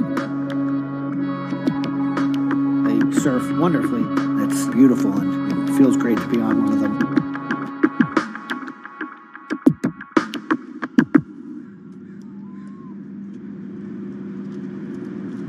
I always had a love for wood and kind of passionate about things that went in the water. I've kind of been around wooden boats most of my life. There's just so much character. The way they're built, the stories that come with them, a lot of that has translated over to why we build surfboards the way we do. When we first started thinking about building surfboards, wood was the natural material we chose. They have a very high strength to weight ratio. Wooden surfboards have the longest history of use in the surf world than any other material.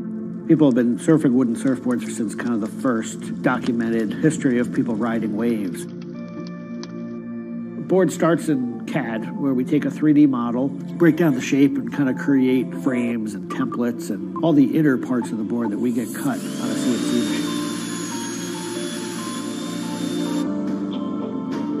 machine. We take those frames and we just pop them out, assemble the frame into kind of a skeleton. We go out to our lumber shed, pick a bunch of cedar, bring them into our mill shop, put glue along the edges, clamp it all together into a panel. Everything's book matched, you have symmetry in the colors and texture of the wood. Cut your outline. Take our assembled frame, gently put it down right on top of the plank.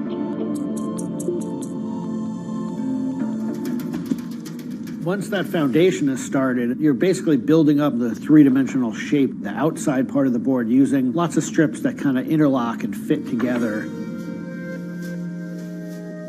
Every piece of wood is going to be different, and it's all going to react differently. There are frustrations with it, but I think that's one of the things that keeps it challenging. You learn to read the kind of what the grain lines are doing and what the color of the wood is telling you.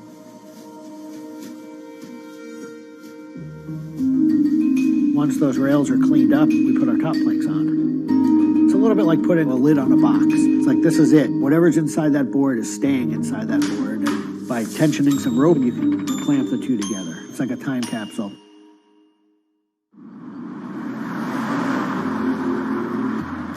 What makes our boards unique are they are built right here in York. They're built using material that grows right here in the state of Maine. They're built 100% by hand by local craftspeople and surfers. There's a lot of time that goes into these boards, between 40 and 60 hours start to finish. We wanted to build surfboards that were as hollow as they could be, but still be strong enough to work well. Too light and they don't surf well, but too heavy and they don't surf well. So there's a balance point there, and that's where we try to be. Taking the board off the rocker table once the top has gone on, that is by far one of my top favorite parts. It's just you and a shaping stand, a board, and a hand plane. Everything else is out of your view. It's simple, it's pleasurable, it's quiet. You can be with your thoughts and you can just kind of be present. There's something about taking a nice sharp edge tool to a beautiful piece of wood and feeling the curls coming off and knowing that every pass that you're making, you're kind of getting it closer and closer to what you have in mind.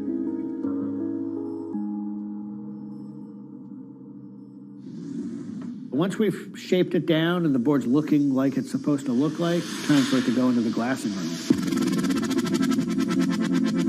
4-ounce fiberglass, laying it over the board, draping it over the edges, cutting it, applying epoxy, and on the board.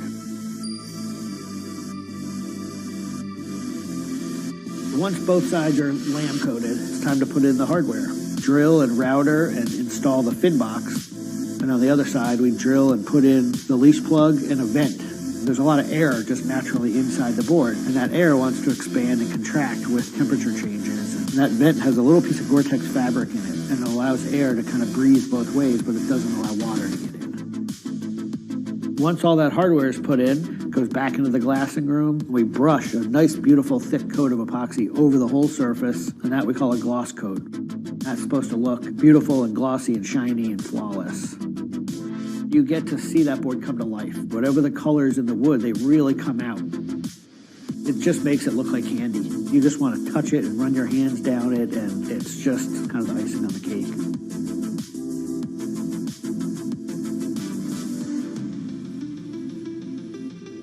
Once everything is hard, we put it into what we call the oven, get that epoxy to cure, really kind of bake it, and just get it to harden. Put in the fin, screw in the vent, and ship it out. We just love the idea of building something that's sustainable and long-lasting and made by hand. Kind of gives you a deeper connection to the product over something you might buy on a shelf.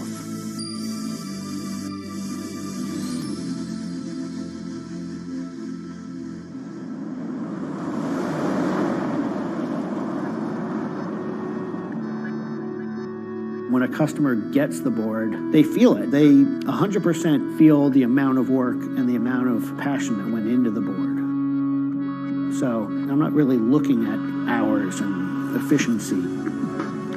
We're looking at like doing it right and enjoying it as we go.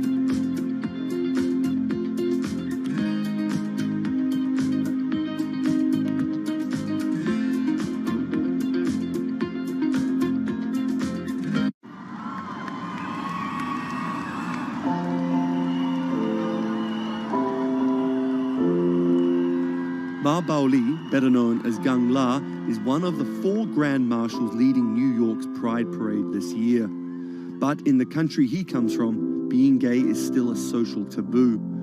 The CEO of a Beijing-based internet company is on a mission to improve the lives of millions of gay men in China. 对于每一个 LGBT 人群来说，即使这个国家不允许你跟同性爱人结婚，但是你仍然要勇敢地去选择你自己的生活，你仍然应该拥有幸福生活的权利。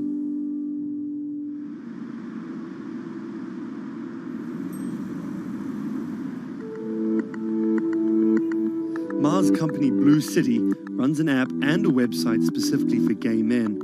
Blued is one of the biggest gay social networking apps in the world, with an estimated 30 million registered users. Unlike most other apps, Blued is more than just dating or hookups. 大家可以在我们这个软件里面找他自己的情感，然后可以阅读相关的内容，然后可以进行一些娱乐，比如玩游戏啊，比如看直播等等。Back in 2000, when Ma studied at a police school in northern China, he realized he didn't feel like everyone else. 因为他们都找女朋友，然后谈恋爱，但是我对长得好看的同性的男生，我反而觉得对我更有吸引力。所以那个时候我就到互联网上去找这样的一些资料，然后希望能够告诉我自己我到底是谁。互联网上所有的信息都是负面的，都是错的，就是说同性恋要电击疗法，要被治疗，然后要吃药等等。After visiting some foreign websites with different attitudes to homosexuality, Ma created his own site for a Chinese audience, encouraging people that 他们也是正常的，他们不用自卑，然后也不用自杀。Even though attitudes towards homosexuals are slowly changing in China, it's still a social stigma. The virtual world of Blued, where members can be open about their sexuality, is for most a striking contrast to their real lives. This is live streaming, a function added to Blued in late 2015, right as the internet craze was starting to take off in China. Many self-made stars like Jin make decent amounts of money by receiving audiences' virtual currencies and gifts. 我们不是彼此的初恋，初恋这种事儿多不靠谱啊。For Kyle and Klaus, a couple who have come out, live streaming on Blued means something different. 其实我经常会收到很多粉丝的一些互动的留言，就是类似就是说你们让我们看到了同志情侣之间的一些希望啊，我看到这样的留言我是很欣慰。The government's rules for acceptable content online may shift quickly in China, with LGBT material in a grey area. Many companies feel the chill of the recent internet crackdown, but Blue City still runs as usual. Ma has won the Chinese government's trust by helping with HIV prevention among gay men. A third of the company's staff are dedicated to screening pornographic and politically sensitive content. 我不太多的愿意去对抗，我更多的愿意去对话，去改变他们的想法。我觉得这个可能在中国来说是更有效的。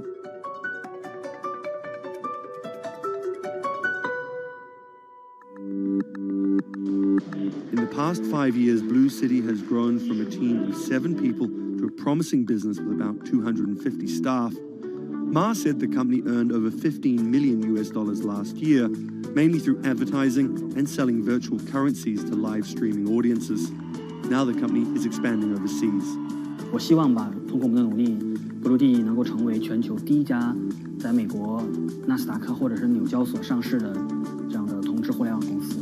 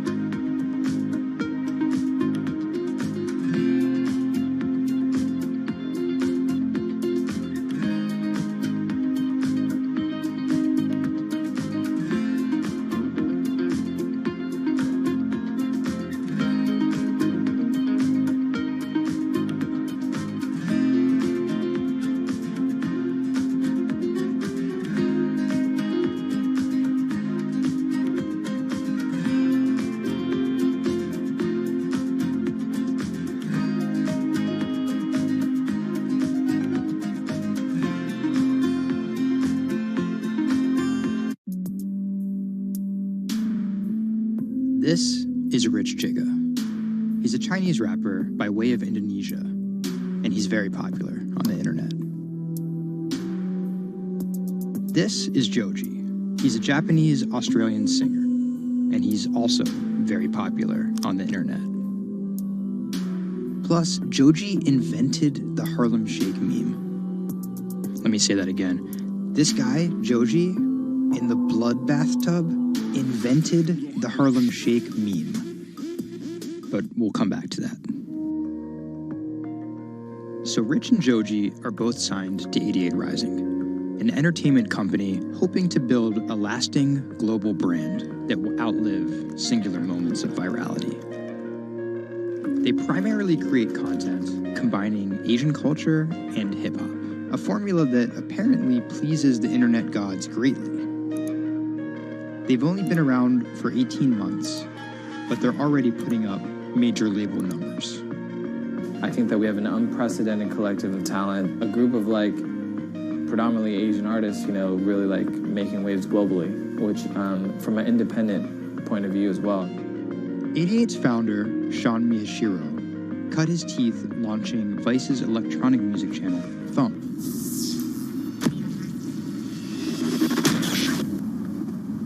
But quickly, Sean became interested in life beyond dance music.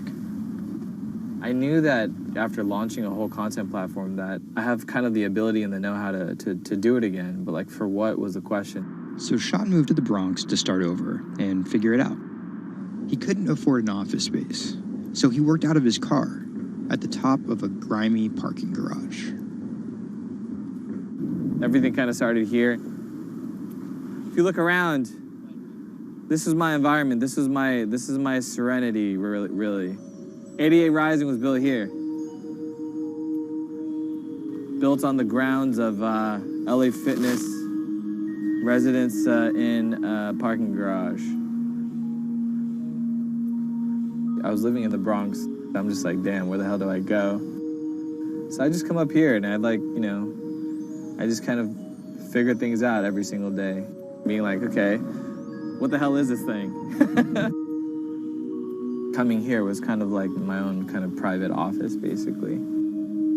Like, to be honest, I would even go to the bathroom here. I would like take pisses here, you know what I mean? Like, it was, it's just too far to go back down there. When I need Wi-Fi, I'd spend a good part of the day at Dunkin' Donuts. Hi, how are you? Can I get a chicken snack wrap? Before 88 Rising officially launched, Sean caught a surprise break in the form of a Twitter friendship with a funny 16-year-old kid from Indonesia named Brian, who taught himself English by watching Rubik's Cube tutorial videos on YouTube. Seriously, that's true. I thought his Twitter was genius, from the future, just crazy. And like just the shit that he was saying, like the memes he was making. But I didn't know that he rapped or anything like that. I really didn't. And he came up with Dat Stick like 2 weeks later. 12 in the morning, pop shells for a living and baby gon' smell blood trail every minute road. Dat Stick was Brian's first ever attempt at making a rap song, and it immediately went viral. Everything was great about it. But the one thing that I noticed is the song was hard as hell. Just like everything about it, man. Just like, it was menacing, bro. Soon after the video dropped, Brian signed with 88 Rising. I'll FaceTime with Rich. Sorry for calling you Rich Chiga on my phone, Rich. Brian, he gets like super pissed off that he's saved in my phone as Rich Chiga. He's like, dude, am I not a human to you? What's good, bro? What's good, brother? How you doing? Doing great. I just did a sound check. How was it? It was tight. So, Brian could definitely rap, but some viewers understandably took offense at a Chinese kid satirizing rap cliches and calling himself Rich Chiga. But if a group of well-known rappers saw the video and genuinely liked it, that could at least help validate Brian as a legit hip-hop artist. Plus, it could be really funny. It was just kind of an idea that I just had on the spot. Everything that rappers say is better and funnier and smarter and wittier. You know, it's just more entertaining. We just edit it as tight as possible, put it up, and it really worked. Yo, this nigga got a pouch on and a Reebok pouch. This is the hardest nigga of all time. You said when you come for a chigga like me, that was dope. It's just lit, and I think people would take it as a joke at first, but it's like if he ran with that and kept doing more videos like that, it's just lit. You know, I'd never been to America before, and like all of a sudden, just like I see like all the rappers that I listen to just like reacting to my stuff, and I was like, what? How did this happen? The reaction video also went viral and even led to a remix of Dat Stick featuring Wu-Tang's Ghostface. I'll get on that track. You know what I'm saying? Yeah. Really, on the remix? Yeah. Oh, you know him? And yeah, the remix went viral too. Brian has since acknowledged the misstep in his name and claims he may change it. But for the time being, he's still Rich Chigga to his fans. An ever-growing global audience, hungry for more releases from emerging talent around the world. I didn't know that it was gonna be this impactful and this important to people, and I'm very thankful and blessed that it has. And every day now that I wake up, it's like it's just like a new mission every day. A major part of that mission involves Joji. Remember the bloody bath guy? He's a former YouTube personality in the middle of a career transition. The sound of this song, Will He, it's like a trap song that you can like slow dance to. Awkward prom shit, you know what I mean? I used to do crazy episodic internet videos. It was going well, and one day it was me and a few friends just in a room. We were casually chilling, and then someone plays the song, and it's brand new at the time. I happened to have a lot of costumes laying around, so I told the other guys, I was like, get in these costumes and let's just dance to it, like who cares? We were like, okay, let's just go crazy at the drop. So that video goes up, I go to sleep, and the next morning, everyone's doing it, like next morning.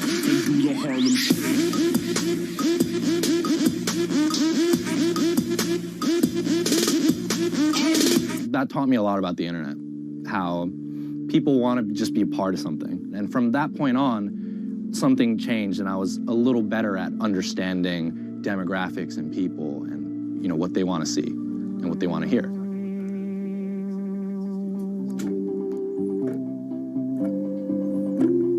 I was friends with a couple other artists who were affiliated with 88, and then I also started to realize that 88 is the bridge between Western and Asian entertainment, and I really wanted to be part of that.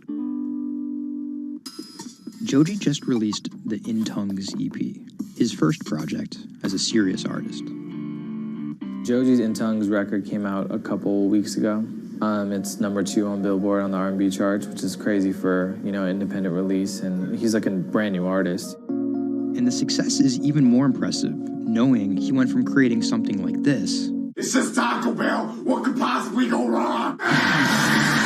to creating something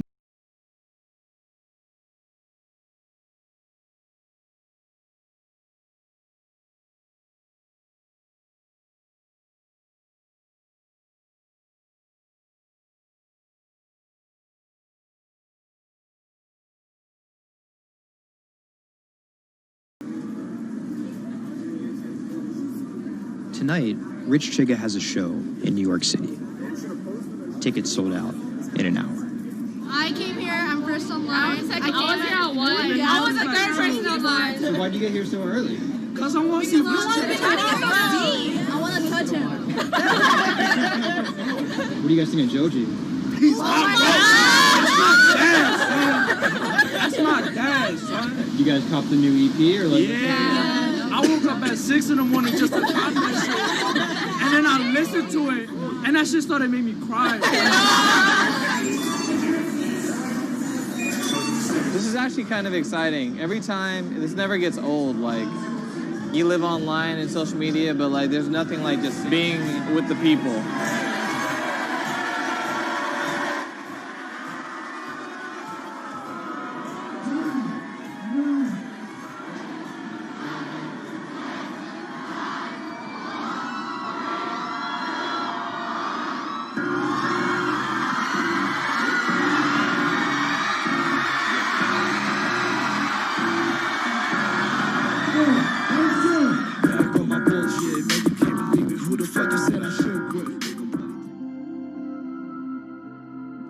often than not, viral success happens by accident. And then after an appearance on Ellen or Jimmy Kimmel, the creator's star power fizzles out. But Idiot Rising has figured out how to turn potential gimmicks into brands with an actual following that keeps coming back for the next thing. Oh, shit!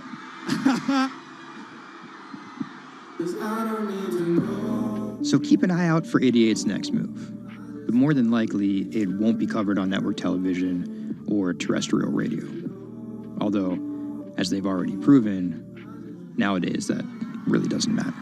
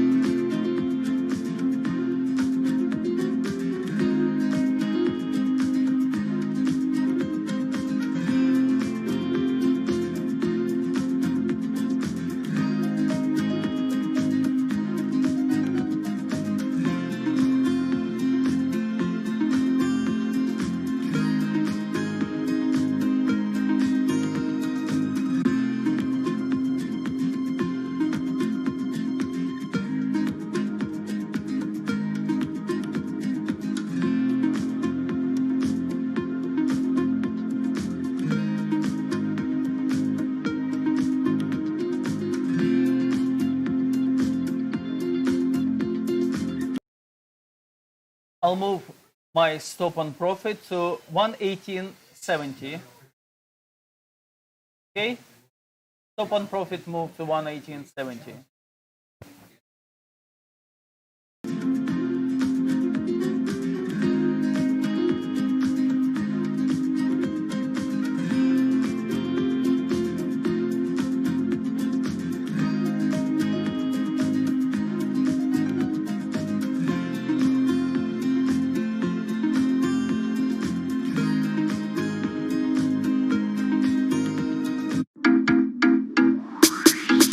Online retailer Farfetch is betting it can shape the future.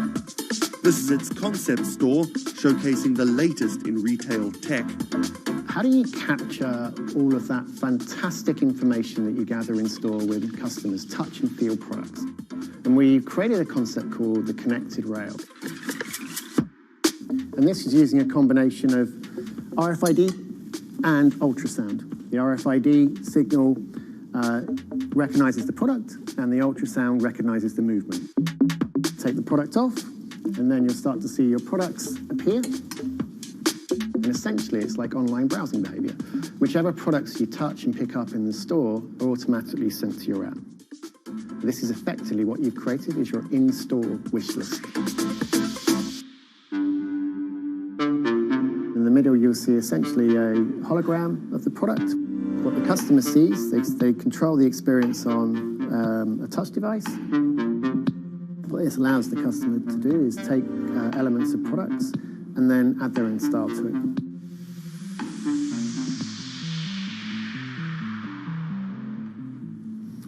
Right, so this is the connected mirror. So in this example, I see my products. I select a coat, and that's tried it, and it's slightly too big for me. So what I can do is choose an alternative size and send a request to the sales associate, and they'll bring that size to me in the fitting room mirror. You'll also see that we've got some product recommendations here. Crucially, the sales associate's able to push items into the mirror from their device. If you wanted to, you could simply use the mirror and pay and go. Your items would then be packed and dispatched to you afterwards.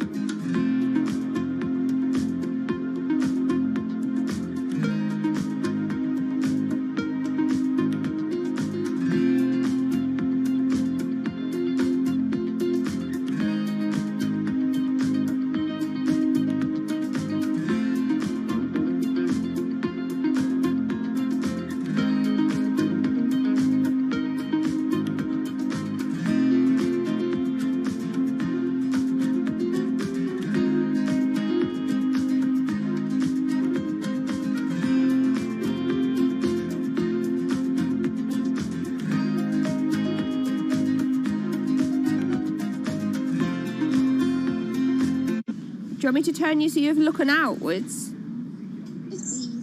Yes, please. How about there? First time we came out with B, Jade said, "It feels like I've been released from prison." Do you want these, Mrs.? Definitely. Definitely. Right. Yeah. And she could say hello to everybody, people she hadn't seen for months. It's Hi, it's Jade. Jade. Oh. So you can talk to Jade through this. Hi, Katie. She's there. Hi.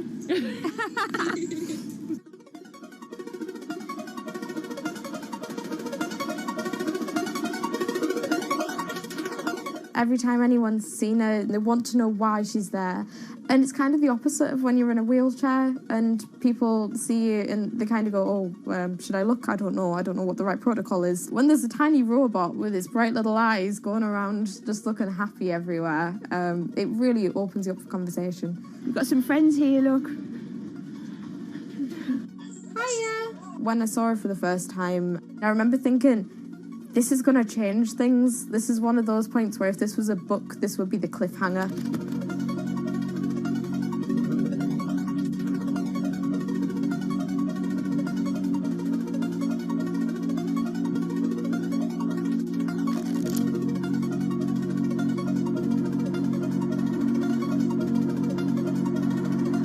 condition called Ehlers-Danlos syndrome, which means that I have a lot of dislocations, there's a lot of pain, and a lot of seizures and whatnot. So I can end up on my own in my room for long periods of time.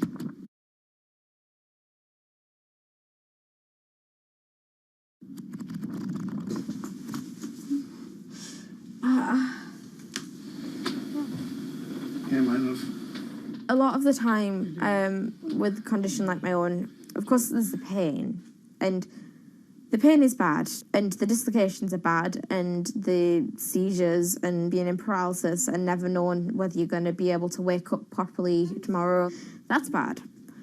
But what's worse still is being able to count the number of people you see a day on one hand. Are you ready? Sure am, I'm just hoping the connection's going to stay. Yeah, me too. Alright, here we go.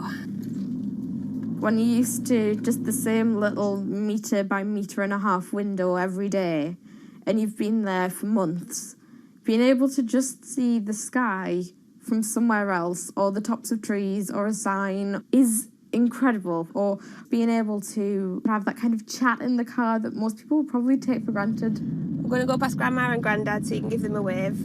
Now, if Jade is particularly seizure-y, she can still take part.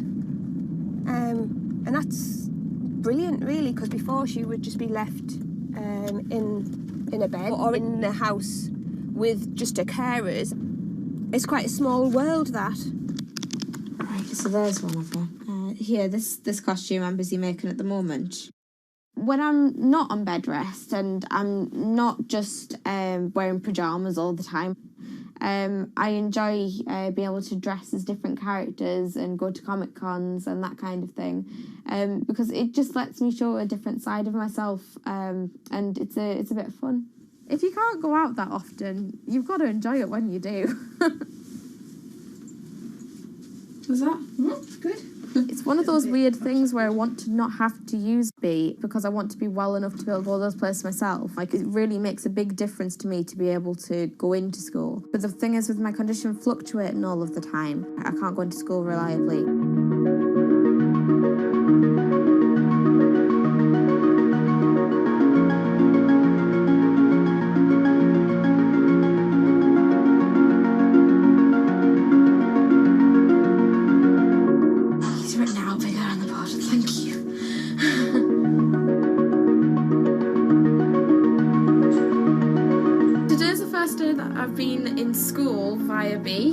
And so far it's interesting. Still a few little things that we need to work out, but for the most part I think it's going fairly well, and it's brilliant because I can really tell the difference between today and yesterday.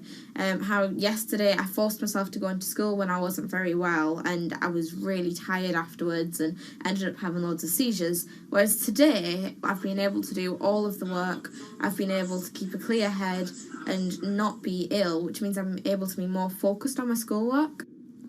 So there is my first step of working, is to simplify root 8. The algebra test is next week. Now I'm trying to make friendships which I'll be able to maintain with B. Before that, I end up letting people down quite often. B gives me hope, yeah. She's just always there. And if I can't do something, she can. And if I need sort of assistance to be able to make commitments, then she's there, and she means that I feel like a more valuable person because I'm more reliable.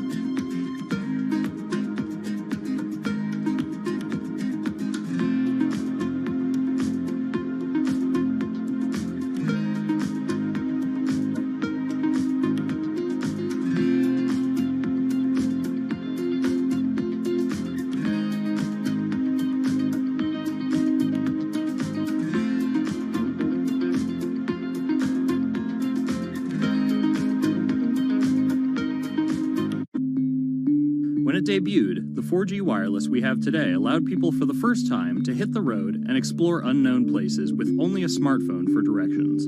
When 5G arrives, it could enable driverless cars to take us there as well. 5G stands for fifth generation mobile networks or wireless systems. It's insanely fast and can accommodate a lot more connected devices. But the reason it's being called revolutionary is because 5G will allow connected devices to speak to each other as well as people.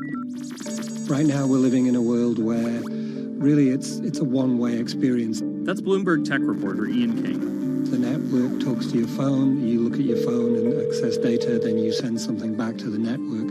What we're being told about 5G is that really for the first time we're going to see machines communicating with each other over mobile networks in a meaningful way.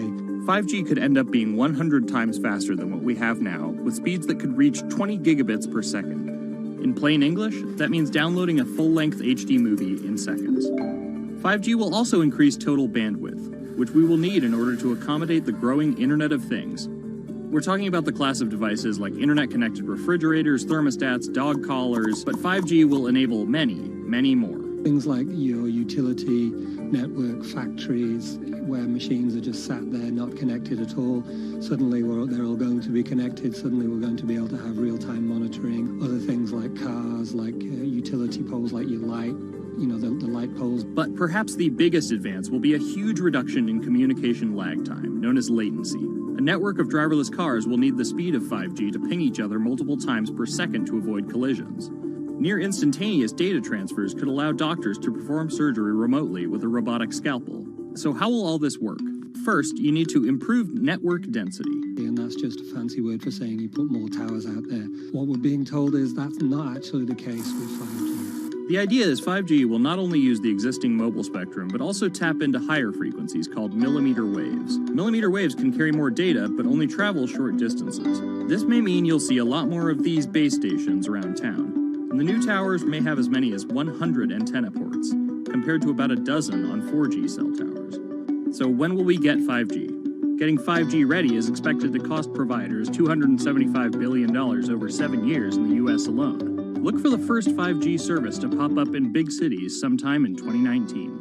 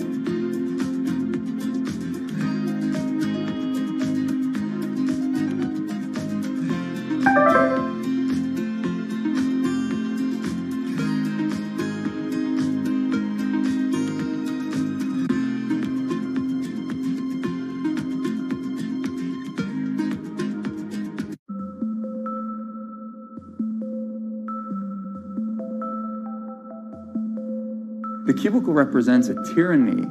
It confines your imagination, your thoughts, into a small physical area.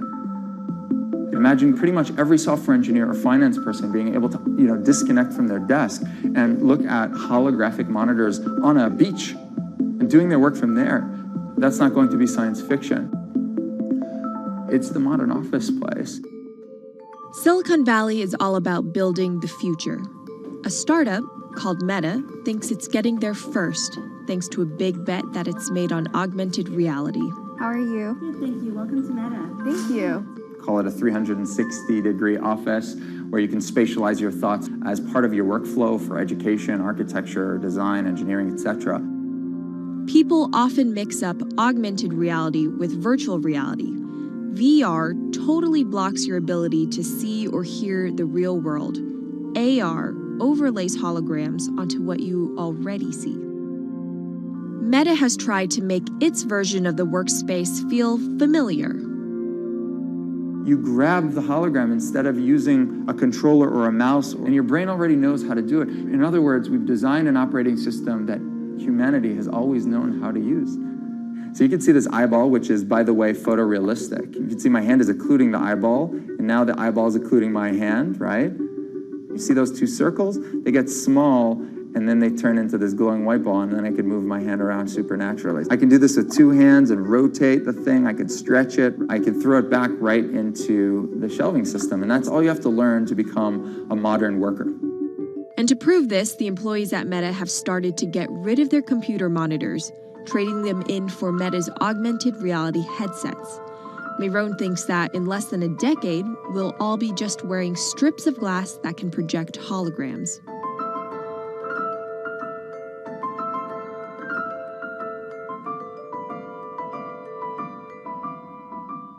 In the early 80s, everybody had computers on their desktop, but no one was using them because they had a lot of work to do. So they were still using typewriters. And at some point, the CEO took all the typewriters away and everybody was forced to use their computers. So it's very exciting to see a new generation of technology, a new paradigm.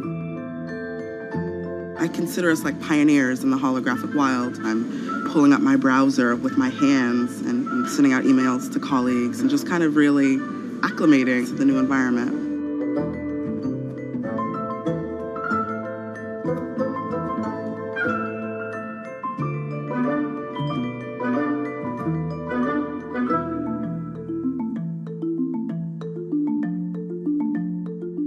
Now you're putting on my computer, essentially.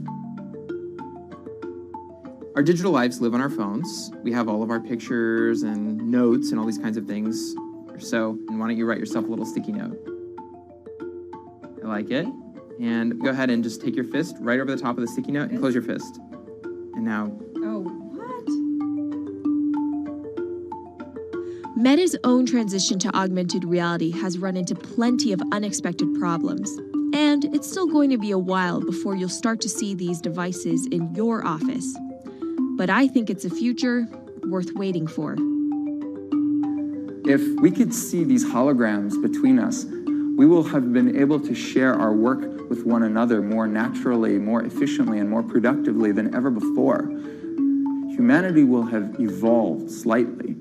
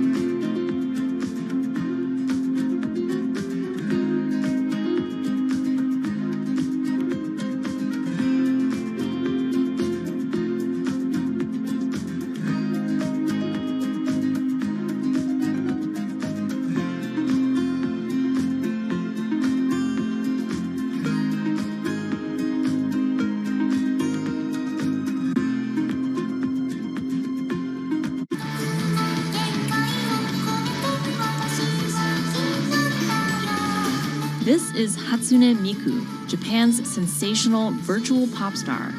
She's released over 100,000 songs in multiple languages and performed sold-out concerts around the world. Her image has appeared in games, on TV, in car races, and is even etched on the side of a Japanese space rocket. I came for Hatsune Miku, Carlos. She's Lady Gaga's favorite digital pop star and opened shows for her in the US 3 years ago. Tens of thousands of fans attended her exhibition and live shows near Tokyo recently. 理想のアイドルっていうと、どの曲でもミクはすごい綺麗に歌ってくれる。她没有缺点啊，没有任何让我们感到不开心的一些新闻。She's everything to everybody. That's probably why she's so popular. Miku's creator, Hiroyuki Ito, and his Sapporo-based company have been developing the virtual diva for over 10 years. 初音ミクとは、キ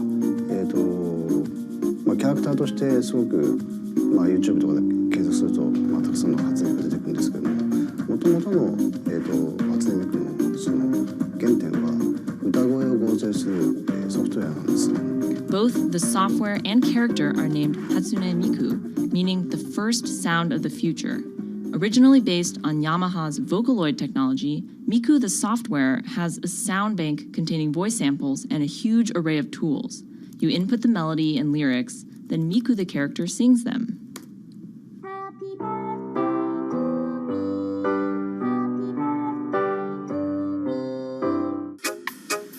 To date, Krypton has sold 120,000 software licenses at $200 each to fans around the world who use it to create numerous songs and share them online. Some of the fan-created songs are chosen to be part of Miku's concerts, for which they're paid a royalty fee. もともと初音ミクっていうその、存在自体がそのボトムアップって言いますか、中にはアマチュアクリエイターじゃなくて今もうすでに、プロになって活躍している方もいらっしゃるんですけども。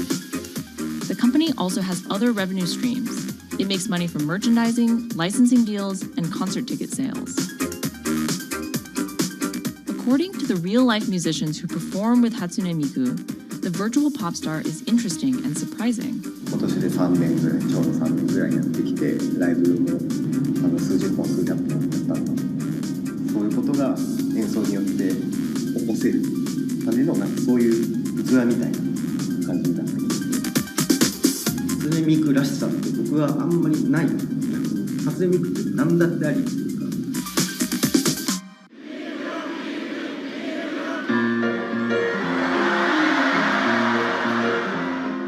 For Ito, Miku has the potential to change the way we think about music. そういう新しいそのテクノロジーによって新しい音楽のあり方っていうものを模索していきたいと思っていました。And for her fans, it goes even further. 初音ミクって魂がないので、だからみんな魂を作り上げるために存在する。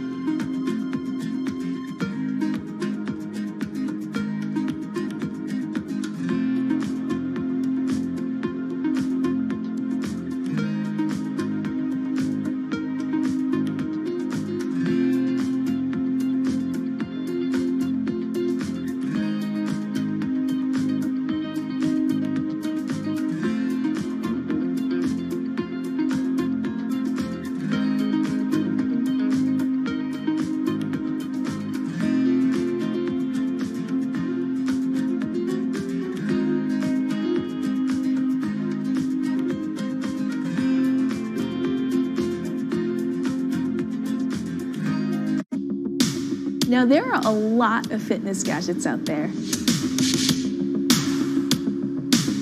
In my quest to get fit, I tested 17 of them over the last few months. At least one personal trainer I know was a little bit skeptical.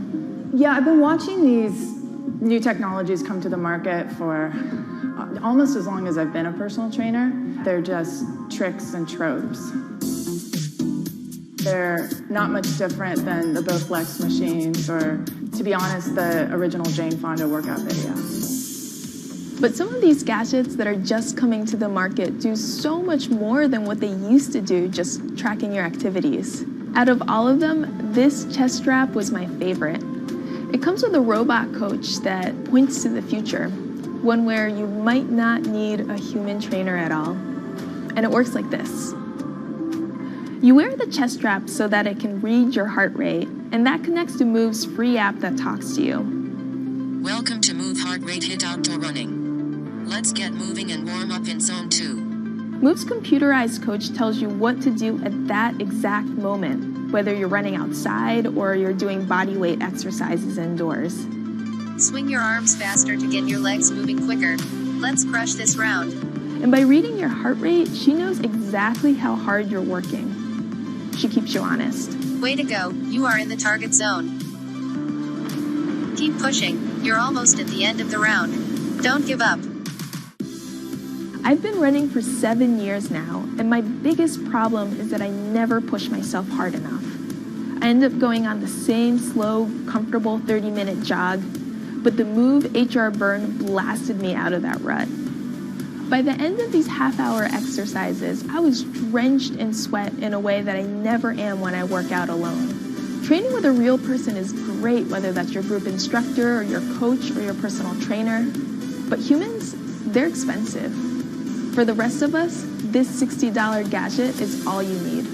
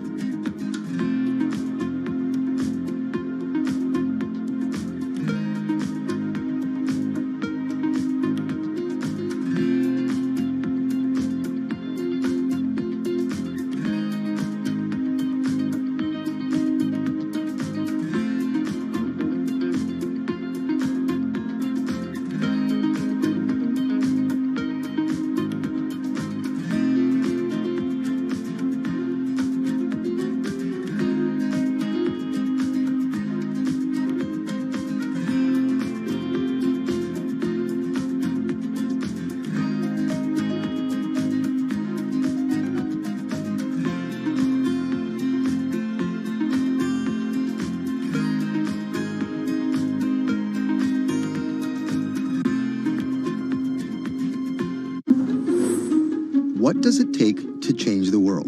A big army? A cure to a pandemic? A revolution? All of these take either a lot of people, thousands of hours, or massive amounts of space. But for Julian Assange, all he needs is one room, an internet connection, and the world will listen. Assange is located here, and more specifically, right here. And from that location, he's posted government secrets, classified documents, and leaked emails from some of the world's most powerful people. And in doing so, has been labeled a hero, a villain, a nihilist, and everything in between. This is how an Australian programmer sequestered in the Ecuadorian embassy in London became one of the most influential and notorious people in the world. Born in 1971 in Townsville, Australia, Assange has always been on the move. Living in over 30 homes by the time he was in his mid-teens, Assange, along with his mother and half-brother, finally settled down in Melbourne. His introduction to hacking started at 16 when he was given a Commodore 64, which he attached to a modem. He attended the University of Melbourne, where he studied programming, physics, and mathematics. He never graduated, but that doesn't mean he didn't get an education. By 1991, Assange hacked into the Pentagon, U.S. Navy, and other branches of the U.S. government. In 1996, he was caught by the Australian Federal Police and charged with over 30 counts of hacking and computer-related crimes. He didn't get any jail time, but he was fined $2,100. I think the first taste of what would come later was the hacking that he did as a young programmer, and that really sort of foreshadowed a healthy skepticism of the use and abuse of technology by governments. That's Vernon Silver. I'm a reporter for Bloomberg's investigations team. Assange's youth as a hacker laid the foundation for him to start WikiLeaks in 2006. But what is WikiLeaks? It's a website that posts unfiltered, usually classified documents. What separates it from every other media outlet is that they have no editorial hierarchy. With a publication like the New York Times, information comes in, they take that information, package it, then disseminate it for the public to see. WikiLeaks, however, cuts out the middleman.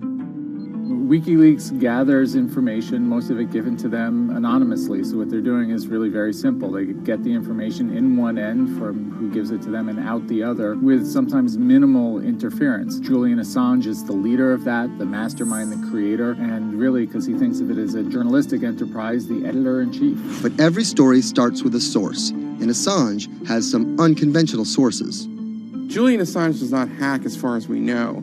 He is the recipient of people who are either insiders who give him secret documents or hacked emails from a foreign power. That's Eli Lake. I am a columnist for Bloomberg.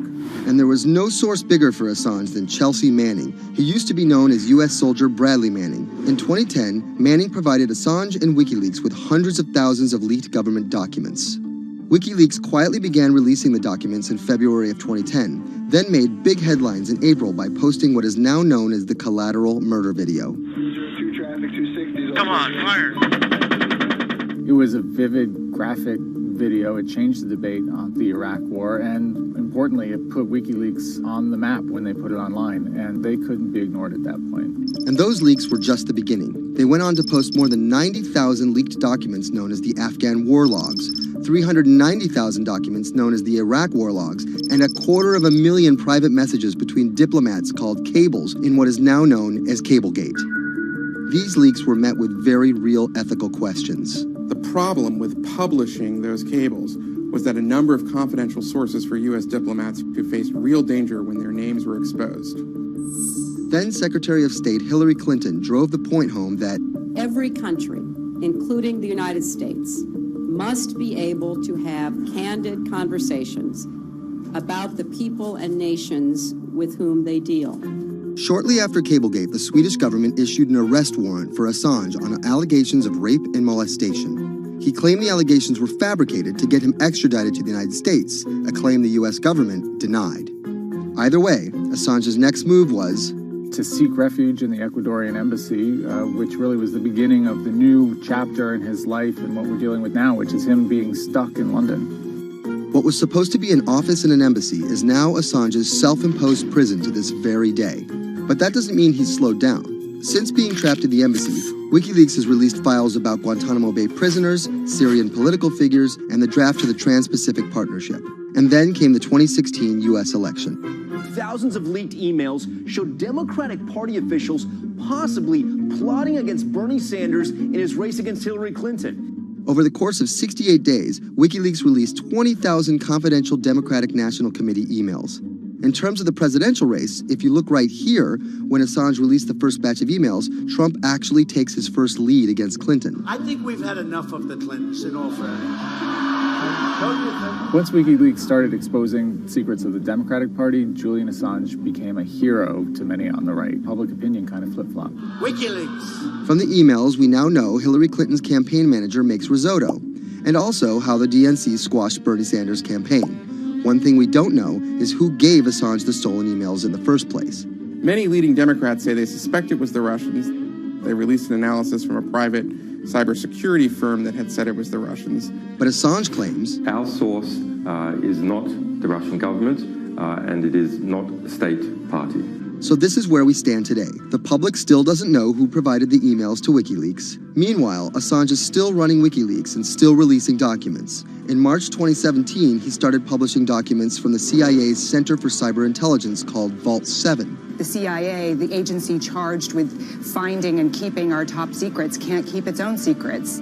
As long as Assange has a connection to the world, no government secret will be too far from exposure. Julian Assange is still in the embassy. Maybe he'll leave, maybe he won't. Kind of regardless, his work has been done. He's changed the way people think about their governments, about their own secrets, about their own hackability, and really the world has changed because of him.